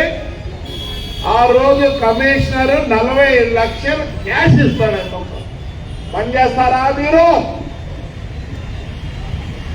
ఊరుకుంటావు చెప్పు. పని చేస్తావా? నీ కూతురు పంపిస్తావా? నీ కొడుకును పంపిస్తారా? ఎంత జీతం? 1,00,000.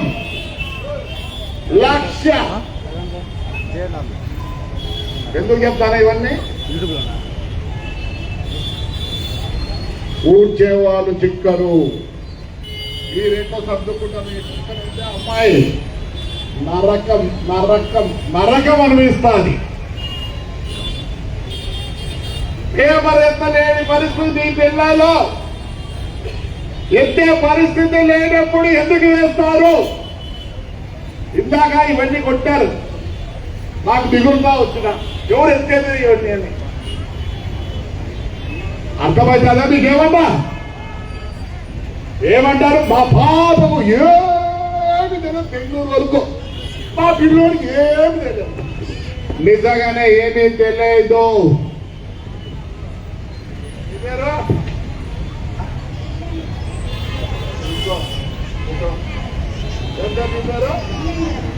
సురేంద్రమ్మ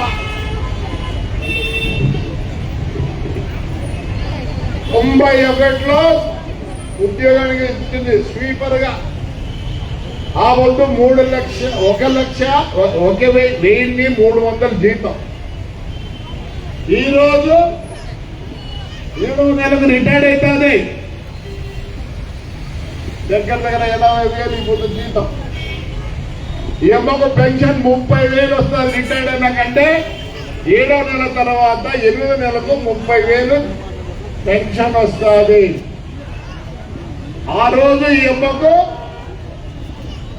7వ నెలలో 30వ తేదీ మా కమిషనర్ గారు 30 లక్షలు క్యాష్ ఇస్తాడు. అతను మీరు ఎవరైనా చేస్తారా? జాగ్రత్త పడండి పిల్లలు, దయచేసి చెప్తున్నా, ఇప్పుడైతే నేర్పించుకోండి. అంటే ఒక స్వీపర్ అంటే మీకంత అద్మానమా? స్వీపర్ పనిచేయాలంటే ఇంతకాయ ఉండాలా. మీ పేరెవరా? నర్సయ్య.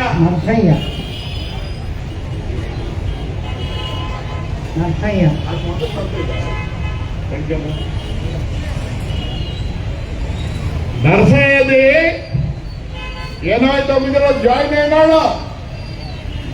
425 రూపాయలతో ఈ రోజు 1,25,000 జీతం వస్తుంది. పెన్షన్ 45,000 వస్తుంది 7వ నెల తర్వాత. మొత్తం ఈయన చేతికి మా కమిషనర్ గారు 7వ తేదీ ఏమిస్తాడు? 50 లక్షలు ఇస్తాడు. ఎందుకంత చిన్న చూపు మీకు? చాలా చిన్న చూపు. నీ చేత కానప్పుడు ఏమి వేయద్దండి బయటికి. నువ్వు వేసినావంటే ఎవరు ఎత్తుతారు? నువ్వు ఎత్తలేనప్పుడు వేయొద్దండి. నవ్వద్దు. ఈ బాబా 79లో ఎక్కింది, 29లో నల్లమ్మ 89లో ఎక్కింది. ఆ రోజు జీతం ఎంతరా నీది? 1000 నల్లమ్మ 425 ఫస్ట్ ఎక్కినప్పుడు. ఈరోజు 1,25,000. ఎంత జీతమా? 1,25,000. పెన్షన్ వచ్చి 45,000 వస్తుంది రిటైర్డ్ అన్నాక.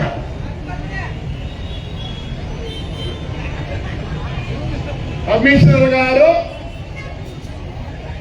ఆ అమ్మకు 50 లక్షలు ఇస్తాడు రిటైర్డ్ అయిన రోజు. ఏం మా చిమ్మిలు ఎట్లా చూస్తానో? ఏం ఉద్యోగం చేస్తావా? ఉద్యోగం చేయదట్టుకున్నారే, చిమ్మిలు ఏదో బాగుంది ఇదండి. నువ్వురా ఏమంటే ఈ అమ్మాయి ఈరోజు 1,12,000 డ్రా చేస్తాను నెల.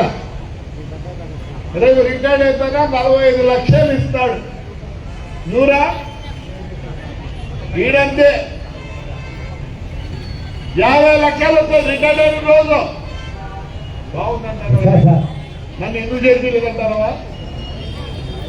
ఇప్పుడు జరిపిస్తాంలే, వెడిగుండు బరక తీసుకొని. వీడు అంతే గడబాబ. ఈ పాప ఎవరు తెలుసా? ఇలాంటి ఉద్యోగస్తురాలు కూతురు. ఏం చదివినావు బాబా? ఎన్ని చెప్పు. MBA కంప్లీట్ అయిపోయింది. ఇప్పుడు ఈ బాబుకు ఉద్యోగం వస్తా ఉంది. కానీ MBA చదివింది కాబట్టి న్యాయానికి అయితే చదవకపోతే స్వీపర్ రెడీ ఉంది. స్టార్టింగ్ ఈ అమ్మాయికి 30,000 వస్తుంది.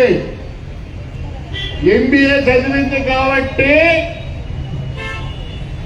ఈ అమ్మాయి రిటైర్డ్ లోపల కమిషనర్ కన్నా ఇంకా ఏదో పెద్ద పోతు రిటైర్డ్ అయి ₹1,00,00,000 రిటైర్డ్ ఇస్తారు.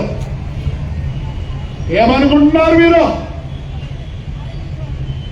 నవ్వతో మీ ఇద్దరు చాలా కష్టపడతారు లైఫ్ లో చాలా కష్టపడతారు. ఏమైతుంది అమ్మాయి? ₹1,00,00,000 దిగే రోజు క్యాష్ ఇస్తారు, మళ్ళీ రిటైర్ అయినాక పెన్షన్ ఇస్తారు. నేను ఇదే మొన్న ముప్పాల గుర్తికి పోయినా, ఆయన 26 పొట్టేలు పోసినాడు. నేను పోవడంలే ఎక్కడికి, బంగపోతే పోయినా. ఇలానే మీ మాదిరి అందరు ఇంజనీర్లు, ఆడోళ్ళు, మగోళ్ళు, ఆడోళ్ళు కూర్చోంటే అక్కడంతా చెత్త వేసినారు. అమ్మా అది ఎత్తి బాస్కెట్ లో అంటే ఏమంటారు తెలుసా? నేను వేయలేదు, నువ్వు వేయలేదు, ఎంతంటే ఎత్తలే. వాళ్ళ అమ్మ వాళ్ళు కూడా మొగాలు ఇట్లా చిన్నవి చేసినారు. ఏంది బా మా పాప వాళ్ళని ఇవన్నీ ఎత్తమంటాడే అని. సరే ముందరంతా అప్పుడే తిని లేచిపోతే నేను పోయి మీరు తిన్న అన్నము ముక్కలు బయటేసింటే ఆ 40 ప్లేట్లు నేను ఎత్తిన. అంత లోపల అమ్మ వచ్చింది. కాదు, కంప తీసుకొని వస్తే అందరిని అడిగిన. ఆయమ్మ లేడీ, నేను మగోడిని. నాకు ఉండే అవయవాలన్నీ ఆయమ్మ కూడా ఉన్నాయి. ఏమి డిఫరెన్స్? ఏం డిఫరెన్స్? ఏమీ లేదు. ఆయమ్మ ఆ పని చేసి ₹350 సంపాదిస్తే కానీ రాత్రికి పిల్లలకు అన్నం పెట్టలేదు. నేను ఎందుకు ఎత్తినా? ఈరోజు ఇడే ఉన్నానంటే నాకు 16-12 కార్లు ఉన్నాయి. అవన్నీ చేసినాను కాబట్టి నేను ఆ సంపాదించుకున్నా. నేను రెడీ, ఏం చేశాను నాకు రెడీ. ఈడ బండి దగ్గర అప్పుడు అంత బండి ఉండింది, బాగా దోశ దాంట్లో ఉండే, పొటాటో తిని చట్నీ అక్కడ వేసిపోయేవద్దు. మేము ఎత్తినాం. ఇప్పుడు కూడా చెప్తా, పెండ్ అవుతుందా? రండి, కిందికి రండి. ఈ సమాజం చాలా భయంకరంగా ఉంది. 27కే మీరు చూస్తారు ఎలా ఉంటుందో. చదువు పనికి రాదు, చదువు పనికి రాదు. ఏం పనికి వస్తుంది? డిసిప్లిన్. ఆ పేపర్ ఎంతో అది కాదు, అది వెనకల్ది. అది డిసిప్లిన్ అంటే చాలు. ఏమంటారో మీ బూట్లు మీరు తుడుచుకోరు, మీ చెప్పులు మీరు తుడుచుకోరు, మీ కార్లు మీరు తుడుచుకోరు, మీ మోటార్ సైకిల్ మీరు తుడుచుకోరు.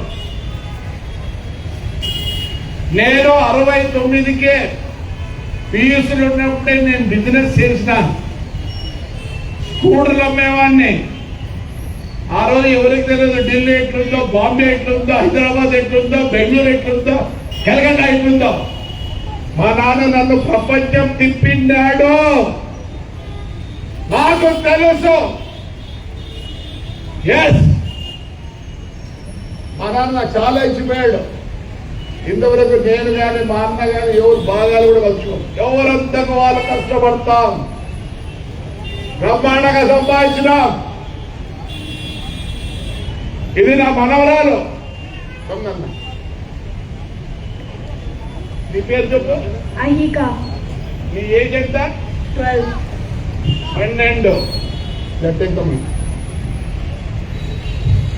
ఏం చదువుతున్నావు నాన్న? 6వ తరగతి. ఏం చదువుతుంది?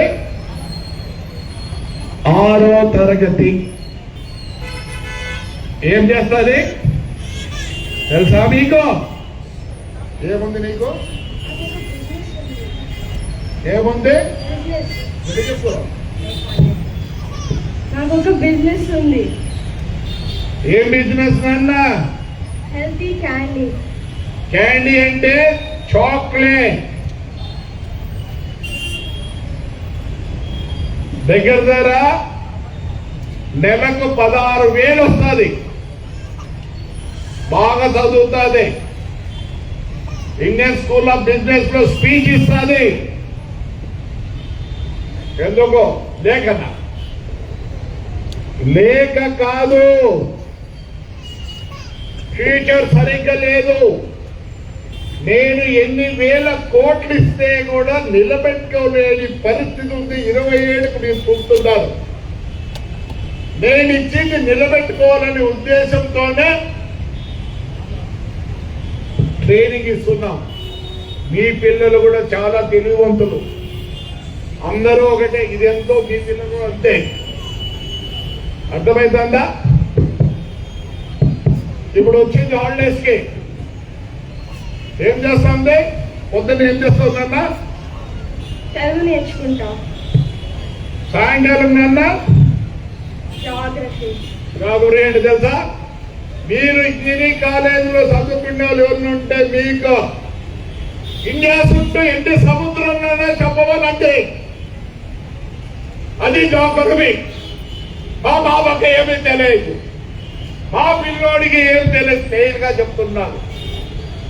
దాని తర్వాత ఏం చేస్తానా సాయంకాలం? చెస్. ఎందుకు మేధస్సు పెంచుకునేదానికి. హాయ్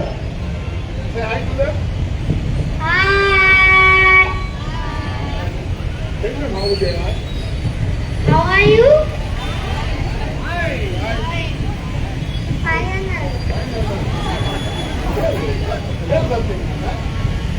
ఈరోజు ఎందుకున్నా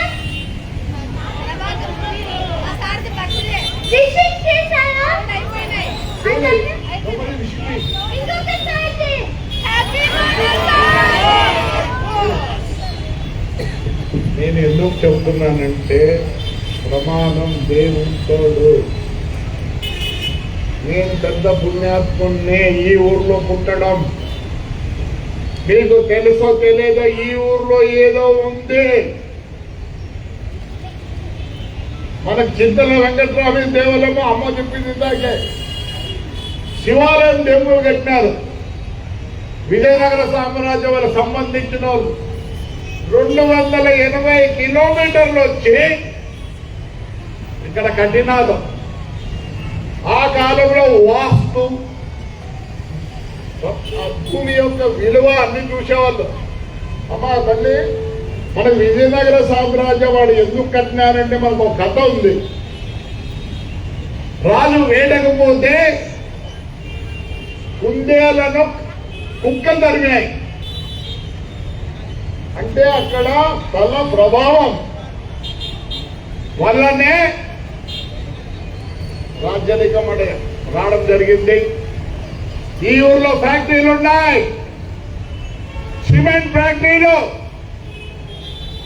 కానీ దాని ముడి సరుకు ఇక్కడ లేదు. కర్నూలు డిస్టిక్ లో ముడి సరుకు ఉంటే 43 కిలోమీటర్ కన్వేర్ పెట్టేసి తాడిపత్రిలో పెట్టినారు. ఇది స్థల ప్రభావం. ఎక్కడ లేదు. మనమే 3 పూట్ల అన్నం తింటున్నాం. 3000 లారీలు ఉన్నాయి. ఒక లారీకి 2 డ్రైవర్లు, 2 క్లీనర్లు, ఒక ఓనర్. ఇక్కడ ఉండే డబ్బులు ఎక్కడ లేవు. కూడా పోదాం, రాయదుర్గం పోదాం, కళ్యాణదుర్గం పోదాం. ఆడ ఈ రోజు కూడా ఏముంది? ఉగ్గాని మిరపకాయ బజ్జి. ఈడ టిక్కీ ఉంది. ఆడప తలకాయ నొప్పి అని చెప్పి బిర్యానీ తెప్పించుకుంటారు. అమ్మా తాడిపత్రి బిర్యానీ అమెరికాలో లాస్ వెగాస్ లో ఉంది. తాడిపత్రి బిర్యానీ హైదరాబాద్ లో ఉంది. తాడిపత్రి బిర్యానీ అనంతపురంలో ఉంది. బెంగళూరులో ప్రతిసారి తాడిపత్రి అంటే మన దగ్గర డబ్బులు ఉన్నాయి కాబట్టి మీరు బిర్యానీలు చేసుకొని తింటారు, మీకు తెలిసి ఎలా బిర్యానీలు చేయాలి. ఇవన్నీ ఎందుకు చెప్తున్నానంటే దయచేసి మీరు ఏమీ చేయాల్సి వల్ల పొద్దున లేస్తానే మీ కసువును బయట ఎత్తండి. మీ అండర్ గ్రౌండ్ డ్రైనేజీలో మీరు ఉతుక్కుంటే నీళ్లు పోయండి, స్నానం చేసే నీళ్లు పోయండి, గిన్నెలు కడుక్కునే నీళ్లు పోయండి. ఎట్లా కక్కసిపోయే నీళ్లు పోతాయి. కానీ మీరేం చేస్తున్నారు? మీ డైపర్లు, మంత్లీ శానిటరీ, షాంపూ ఎందుకు కేర్ తీసుకోరు? ఎందుకు కేర్ తీసుకోరు? మిమ్మల్ని ఏమైనా చాలా ఏమని అడుగుతున్నామా? డ్రైనేజీ పోయిన 5 సంవత్సరాలు నాశనం అయిపోయింది. మళ్ళీ ఇప్పుడు మేము దాన్ని డెవలప్ చేస్తాం. మీ సహకారం లేకపోతే ఏమీ చేయలేం. మీ సహకారం లేకపోతే మాతో కాదు. ఇదే లాస్ట్ బ్యాచ్. వీళ్ళ పిల్లలు లాస్ట్ బ్యాచ్. ప్రమాణం 1,00,000 అవసరాలు మీరు ఎవరైనా చేర్పిస్తారు మీ పిల్లల్ని? చెప్పాలా? మీరు చేర్పిస్తారా? ఏం డౌన్ లేదా? మరి ఎందుకు అంత గట్టి చేస్తారు? మీరు ఎత్తలేరు. మీరు ఎవరు నోరెత్తలే? మీరే ఆలోచన ఎత్తా ఉంటారు. పోయే కొద్దీ ఎలా ఉంటుంది నేర్చుకోండి. మీరు చేయొద్దండి పని. ఆ చెత్త బుట్టలు అన్నీ మీరు చెప్పినట్టు వినండి. బర్త్డే అని చెప్పి నాకు చెట్లు తెచ్చిందే మీరు రాదండి అంటే తెచ్చాడు పడేస్తే నేను దాన్ని నీళ్ళు పోయాలో, దానికి కలుపు చేయాలో, దానికి అన్నీ చేయాలి. ఎంత మంచి ఎవరా చెట్టు తెచ్చిస్తారు అందరు నాకు. అంటే పరిపాలన కూడా ఎవరా ఈ ఊర్లో ఉండేదంటే ఎవరా పరిపాలన కొడుక? చెప్పండి రా. ప్రభాకర్ రెడ్డి గారు. కానీ పుణ్యాత్ముడిని ఈ ఊర్లో నేను మీరు. అందుకే దేవుళ్ళు అంటే మిమ్మల్ని ఎవరికి ఏం కష్టం వచ్చినా ఒక ఇల్లు ఉంది అని మీరు వస్తారు. సార్ ఎంత పుణ్యాత్ముని నేను. 1,00,000 ఉంటే ఊర్లో ఏ ఒక్కరికి కష్టం వచ్చినా ఉంది ఒక ఇల్లు అని మా ఇంటికి వస్తారు చూడండి. సార్ నాకు ఆ గౌరవం ఇచ్చినారు. దయచేసి మళ్ళీ ఇంకా ఇంప్రూవ్ చేసుకుందాం. అంతేకాని తగ్గేద్దండి. నేను క్వశ్చన్ ఇచ్చిన ఎవరికే అమ్మనా ఏమే నేను క్వశ్చన్ ఇస్తే ఎదురా పేపర్ నేను క్వశ్చన్ ఇచ్చిన కానీ ఎవరు సరైన సమాధానం ఇవ్వలే. కొందరు ఏకి పోయినారు. అడిగారు క్వశ్చన్ దీనికి సమాధానం చెప్తాను అని. ఇంకోటి ఏమంటే డిమాండ్ ఏమరా what is other ChatGPT what is దానికి కూడా అది కూడా సమాధానం ఇవ్వలే.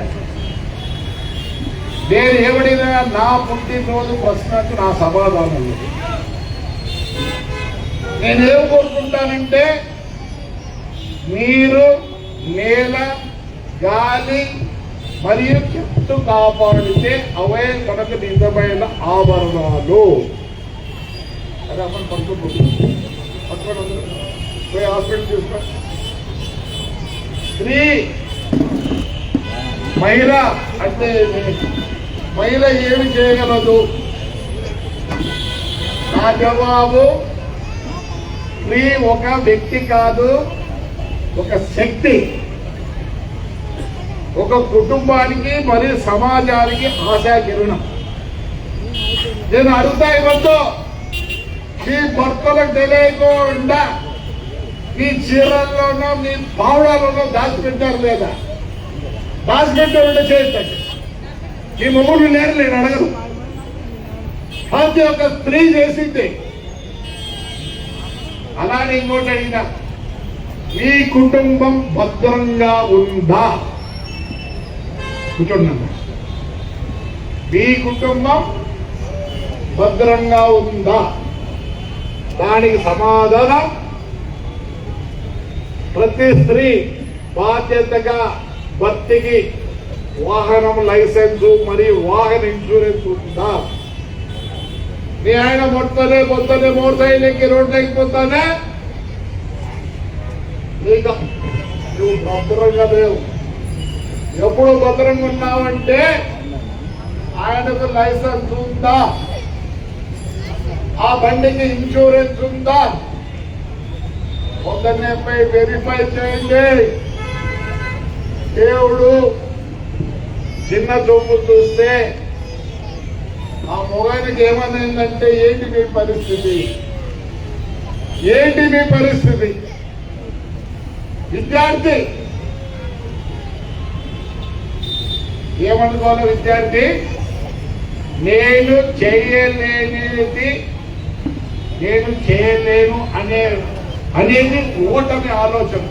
నేను ఇప్పుడే చెప్పిన ప్లేట్ ఎత్తినా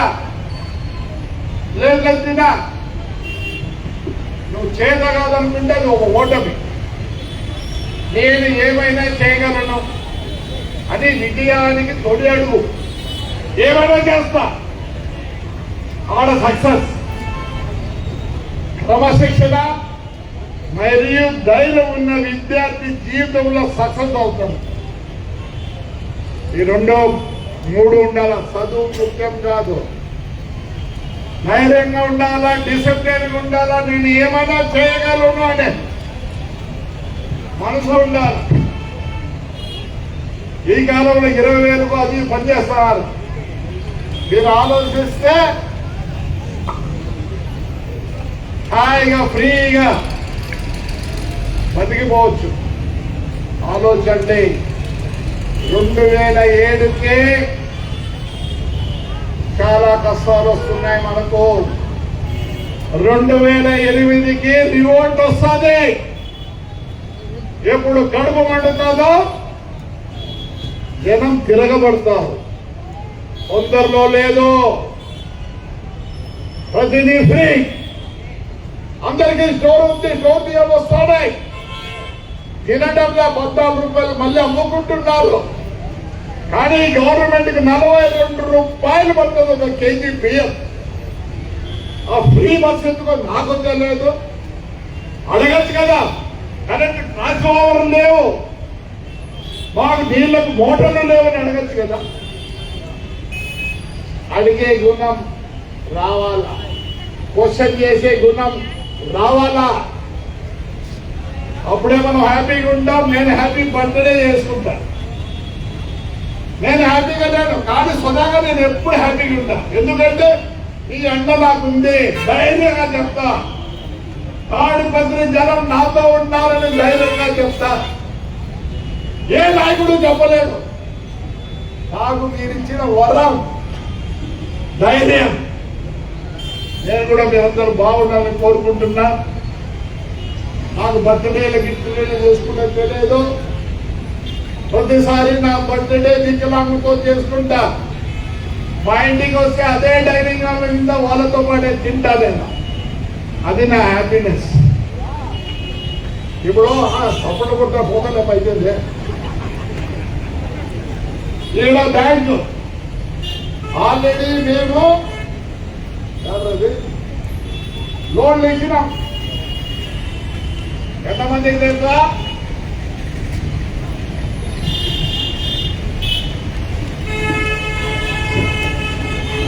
101 మందికి ఇచ్చినాం. నిన్న మళ్ళీ చేస్తుంటే టీవీ ఉంది కదా, కొద్దిగా ఏదో మాట్లాడతాడండి. వచ్చినాడు ప్రభాకర్ రెడ్డి బయటికి అని ఏదో చెప్తాంది టీవీ 10లో. ఒక ఐడియా ఇచ్చింది నాకు. TV 10 lady. నేను ఒకటే చెప్తా, 5 రూపాయలు 10 రూపాయలకు తేవద్దండి దయచేసి. ₹14 నేను ఇస్తాను. ఇలా ఆడే బ్యాంక్ ఉంది. 10 నుంచి 50,000 ఇస్తాం. కానీ మీరు ఏదైనా వ్యాపారం చేస్తాడల్లా మీరు అప్లై చేస్తాను, మేము వచ్చి అక్కడ చూస్తాం. మీ వ్యాపారానికి 10 కావాలన్నా 20 కావాలన్నా 30 చూసి శాంక్షన్ చేస్తా. ఈ రోజు నా బర్త్డే కాబట్టి ఒకటే చెప్పాలనుకుంటా, ఆ టీవీ 10 వాళ్ళు ఆ వడ్డీ నువ్వే కట్టుకున్నారు, మంచి సలహా ఇచ్చినారు నాకు. మీరు వడ్డీ కట్టే రోజు కడితే ఆ డబ్బులు నేను ఇస్తా, లేటుగా కడితే ఈయన ఆ వడ్డీ నేను కడతా. రండి, ముందుకు రండి, ఎవరు కూడా చెప్పొద్దండి. నేను హౌస్ వైఫ్. ఏ వైఫ్? హౌస్ వైఫ్ కాదు నువ్వు.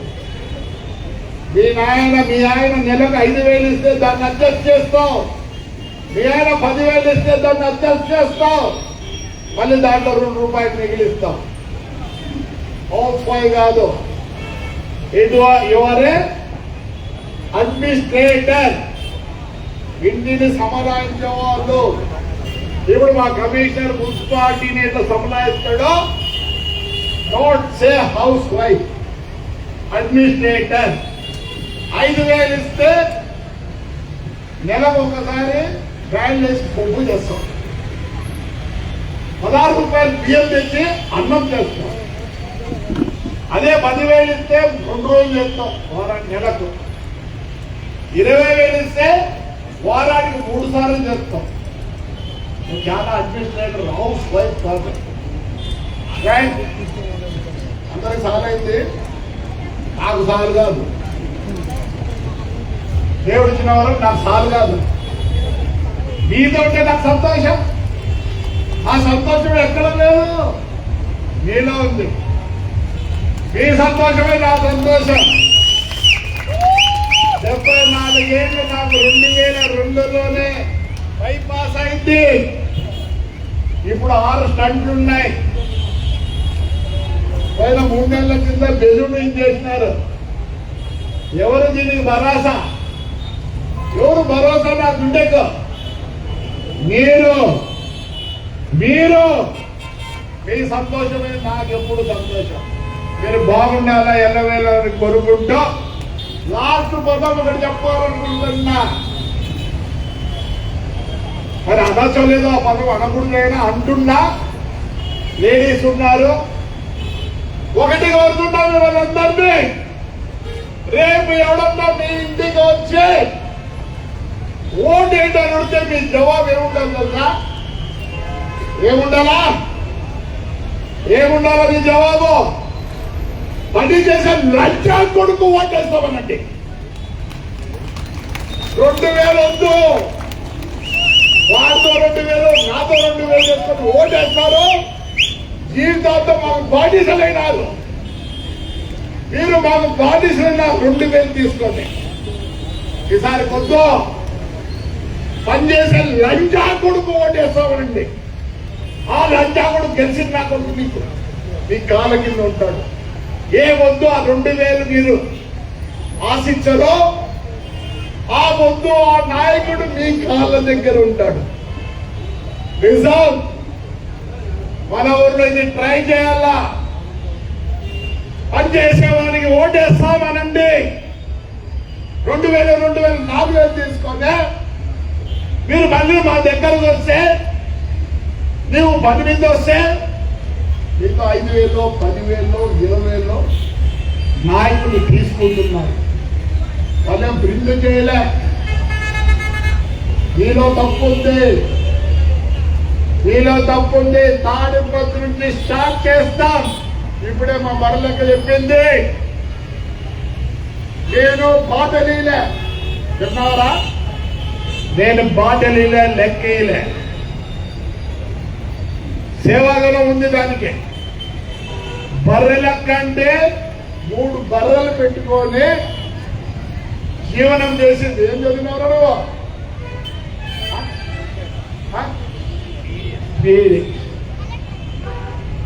కానీ ఆడికి వచ్చింది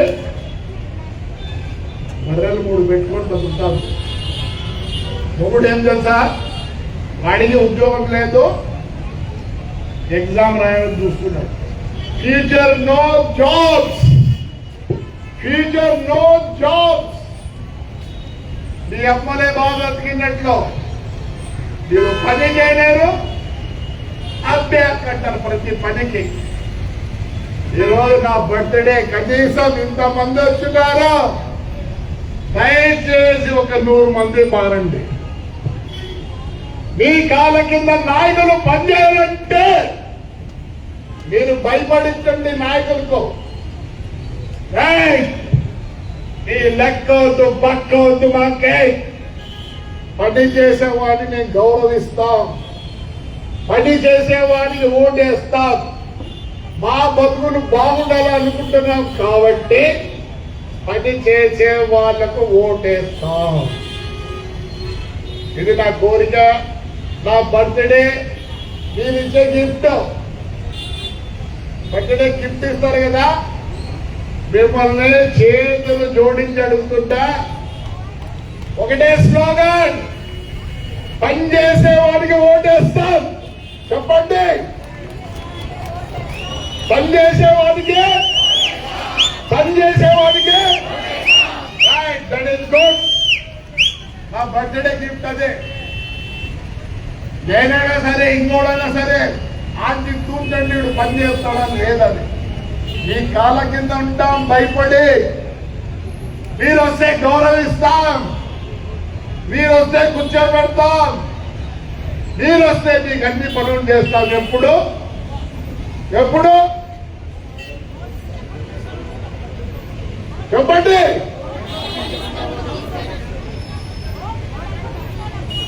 డబ్బు కాదు, పనిచేసే వాడికి ఓటేస్తామంటే డబ్బులు తీసుకోవాలి.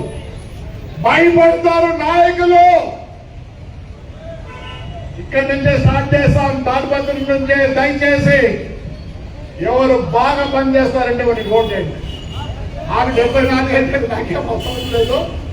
మా కుమారుడు ఉన్నాడు, ఇదే పాలిటీషియన్, వాడు పని చేస్తే ఓటేస్తామనండి. రేపు వచ్చే మీ దగ్గర నువ్వు వేస్తావులే. అదే ఇప్పుడు లోపల కూడా ఉన్నాడు. రైట్ అమ్మా, థ్యాంక్ యూ. మీరందరూ వచ్చిన దానికి చాలా ధన్యవాదాలు, చాలా సంతోషం. రైట్. ఇంకోటి 138 మంది నాకు క్వశ్చన్లు ఇచ్చినారు. అందరికి ప్రైజ్ మనీ పెట్టా. మా కౌన్సిలర్లో ఒక్కొక్కరు పేరు చెప్తారు, మీరు వచ్చి మీ పేరుతో తీసుకోండి. అందరికి ఇచ్చిన ప్రైజ్, అందరికి 1000 రూపాయలు ఇచ్చిన ఒక స్వీట్ ప్యాకెట్ ఇస్తాను. ఒక 6 మంది మంచి ప్రశ్నలు ఇచ్చినారు, వాళ్ళకి చీర డబ్బులు కూడా వాళ్ళకి ఇచ్చి ఒక స్వీట్ ప్యాకెట్ ఇస్తున్నాం. అట్లనే మా పాప వచ్చింది. చాలా I wish you to succeed. Right రా పాపది చీర ఉంది. ఇక కార్యక్రమంలో వెళ్దాం. ఇప్పుడే 16 ఏళ్ళు నుండి 17వ ఏటకి అడుగుపెట్టిన జేసీ ప్రభాకర్ రెడ్డి గారికి ఒకసారి జన్మదిన శుభాకాంక్షలు తెలియజేసుకుంటూ, 17 ఎక్కువ చెప్పినానేమో, 16. ఇప్పుడు మోటివేషన్ స్పీచ్ బరేలక గారికి గౌరవనీయులు జేసీ ప్రభాకర్ రెడ్డి గారు సన్మానం చేస్తున్నారు. అమ్మా, మీరు మోటివేషన్ స్పీచ్ ఇవ్వగలరు. ప్రపంచంలో అనేక మంది మోటివేషన్ స్పీకర్స్ ఉన్నారు, కానీ మోటివేషన్ వర్కర్స్ మాత్రం అతి తక్కువ ఉంటారు. అందులో ప్రముఖులు మా జేసీ ప్రభాకర్ రెడ్డి గారు. Yes, motivational workers. ఇంకా తమ అమూల్యమైన సేవలు అందించి రిటైర్మెంట్ పొందిన మన తాడిపత్రి మున్సిపల్ పారిశుద్ధ్య కార్మికులకు సన్మానం కూడా చేయబోతున్నాము.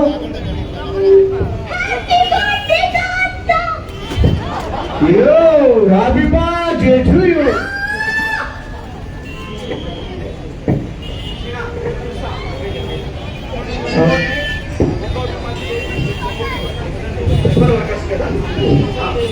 ముందుగా తమ అమూల్యమైన సేవలు అందించి రిటైర్మెంట్ పొందిన మన తాడిపత్రి మున్సిపల్ పారిశుద్ధ్య కార్మికులకు సన్మాన కార్యక్రమం. ఏ నరసయ్య, ముడీంద్రమ్మ, గంగమ్మ.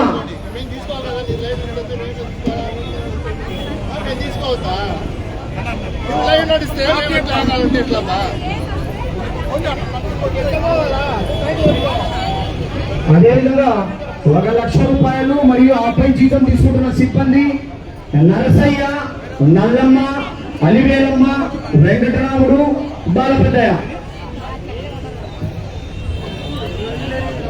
ఇందాక ప్రసంగంలో మా అతిథి సోదరిమణి బలిలక్క గారు మమ్మల్ని స్ఫూర్తి నింపడానికి వచ్చి మన నాయకుడు జేసీ ప్రభాకర్ రెడ్డి ద్వారా స్ఫూర్తి పొందాలని మనం చేసుకున్న అదృష్టం.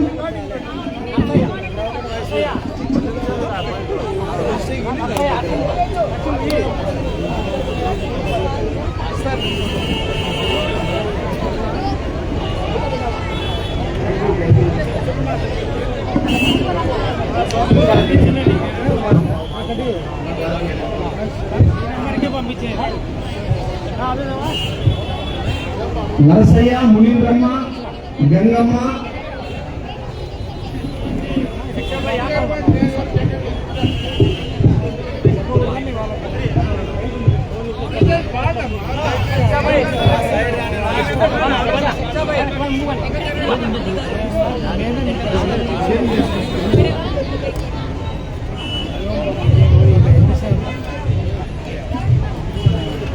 వీరి సేవలు వర్ణనాతీతం. ఇందాకే ఎంతో మందికి ఆపరిచినా కానీ కనీసం చెయ్యి కూడా ఎత్తలేని పరిస్థితి. అంటే వారు చేసిన సేవలు మన తారపత్రి ఖ్యాతిని దేశం నలుమూలన వెళ్ళడానికి కారకులైన మన పారిశుద్ధ కార్మిక సిబ్బందికి